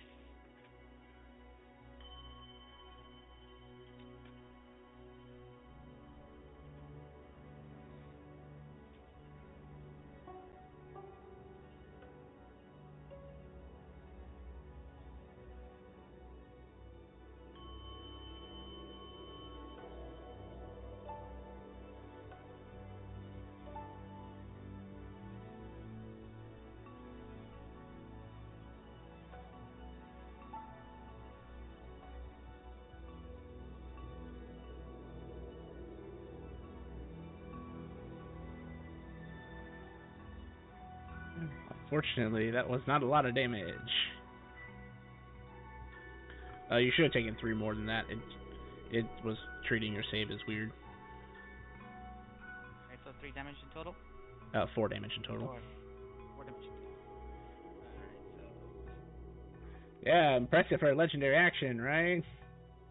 Yeah! Bite it.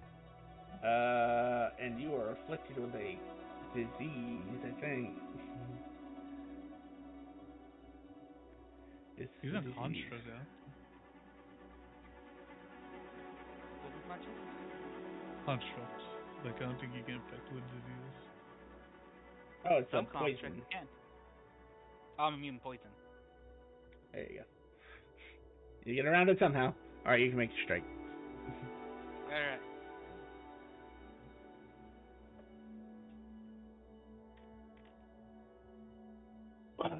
That will hit.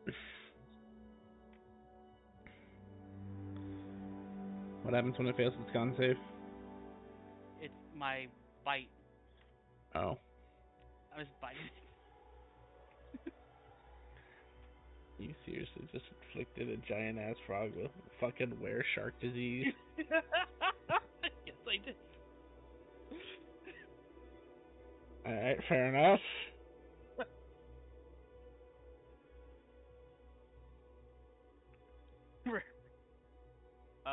The swords. Do. 2.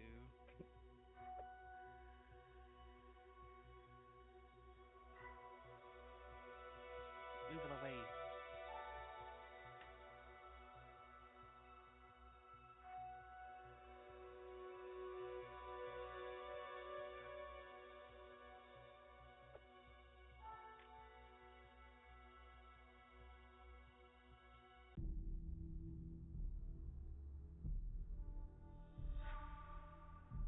That's it.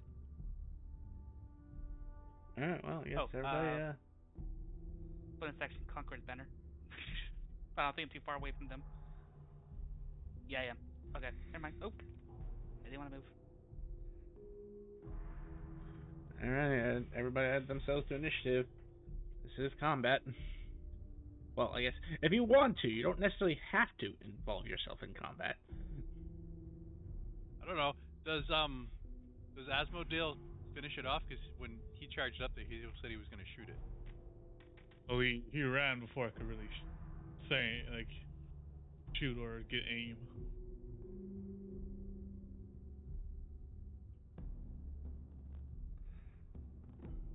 Oh, I rolled the wrong thing.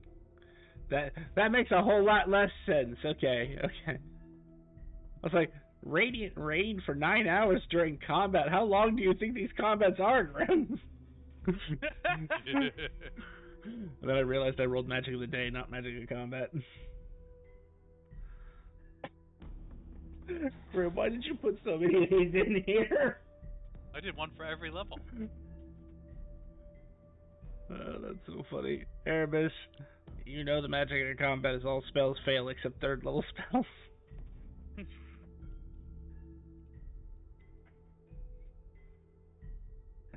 That's funny. Like, I like this level spell for today. That's it.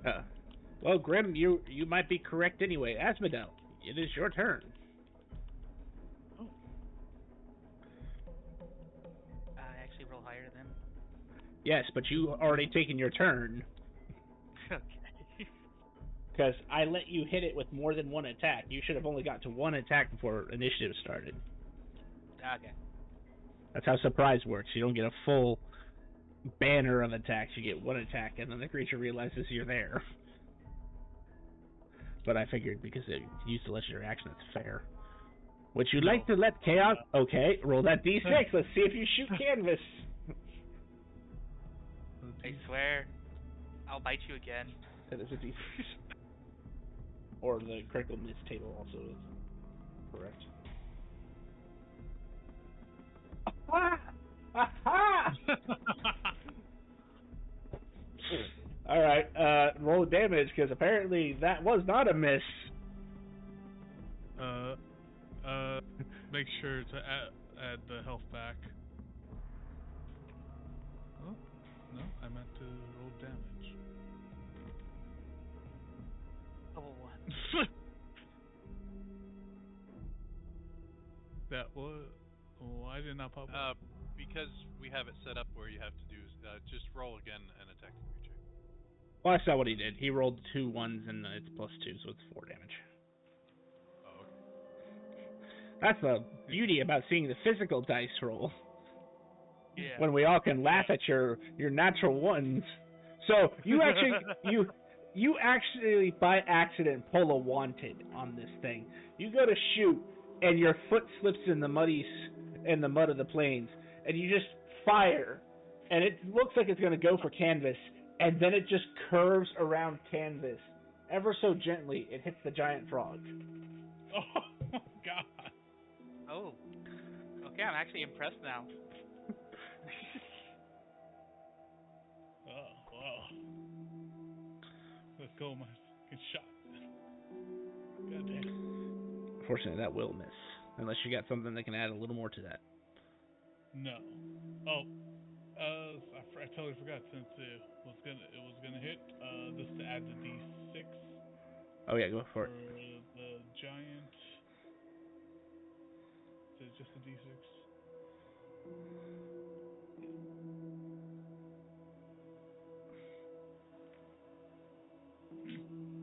Wow, you maxed out the d6 though. I'm going to give him a d12 to hit on that 13.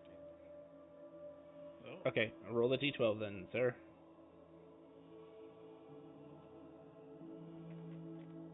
15. No, 16. 16's a hit.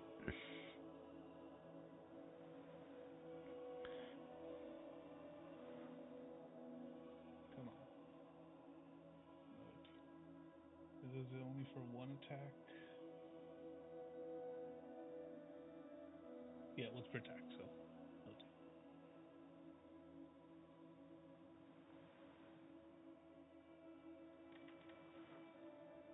5 + 2 is 7.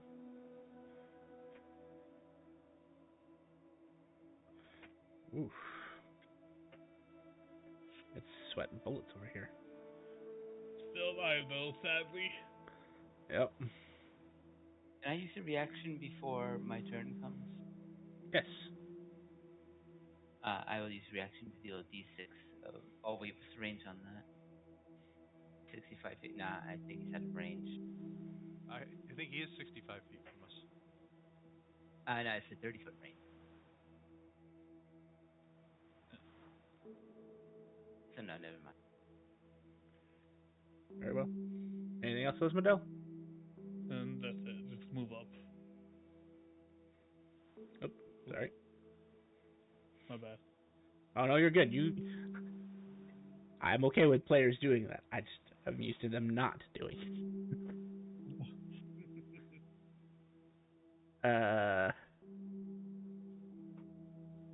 Well, I mean, he's got to go for it. If he's gonna die, he might as well die in style, right?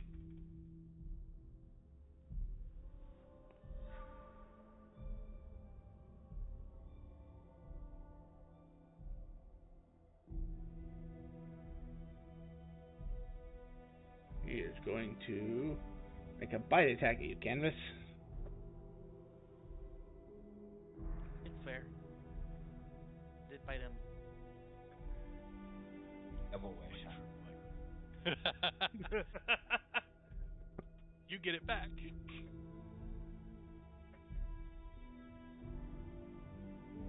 He is double wear shark? this give you 2 heads?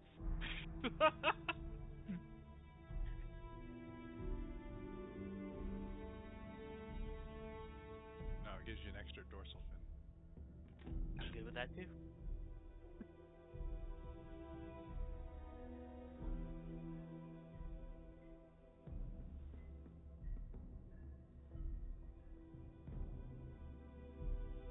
You failed me. It's not. He failed me even with a +10. Ooh. No, you know what? I'm gonna give him a D10. Does a 27 hit? Technically, but I'm going to use the reaction on treat, which gives me 6 more hit AC, makes it 33. All right, fair. Yeah, he misses. Well, half of the nightshade gives the bad guy a D10. Now, I have to roll. What'd you say? It was a 6 that you added? Yes, it's 33. So I have to roll a 6 and above. That is a 9. That hits. I gave So you cookies, other half of Nightshade. I can't be bribed. How about a cake? Just thinking about it.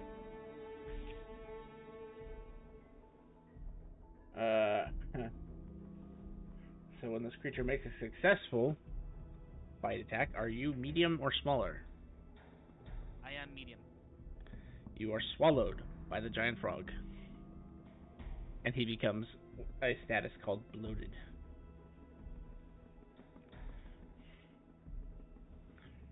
So, for the moment, I'm just going to give you that. Well, he can't attack you again. That is true. And technically, his fangs didn't dig into me, so I can't get the double orc shark status. Damn it! Just swallow me whole.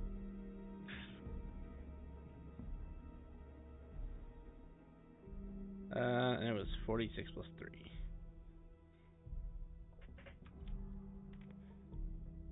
15 points of bludgeoning damage. I am resistant, so it becomes 23. 43. How do math? Hey, it's fine. Neither can I. That is the end of the giant frog's turn.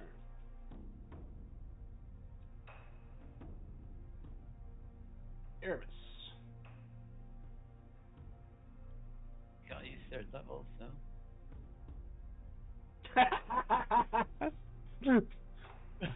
The quintessential 3rd level spell. Do I have to save being hidden inside the frog? For my sake, yes, and I'll give you your health back. Okay.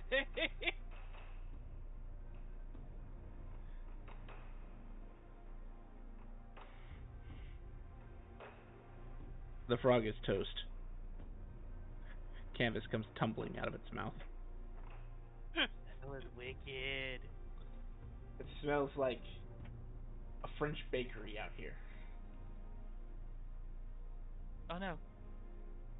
Don't worry. You'll become aware shark soon. I got caught underneath it, damn it. There you go. Alright. Shall we slice and dice? You ever had frog legs? Yes, you shall slice and dice. For sure. Next time. I think the best way to cook frog legs is a deep fry. Kind of put some Cajun spices in here. Oh. Thank you, everybody, for coming out to stream today. If you enjoyed our content, please feel free to drop us a follow. We would really appreciate the support. And tune in Mondays and Wednesdays for our D&D content. Want to keep up with the events and extra streams? Please check out our Facebook and Twitter to keep up to date on the schedule releases and updates for the streams, including extra streams that we may not have on schedule. And if you would like to see previous content that we've done, check us out on YouTube at Epitaph of Creation. Thank you so much for coming out today, and have a good night, everybody.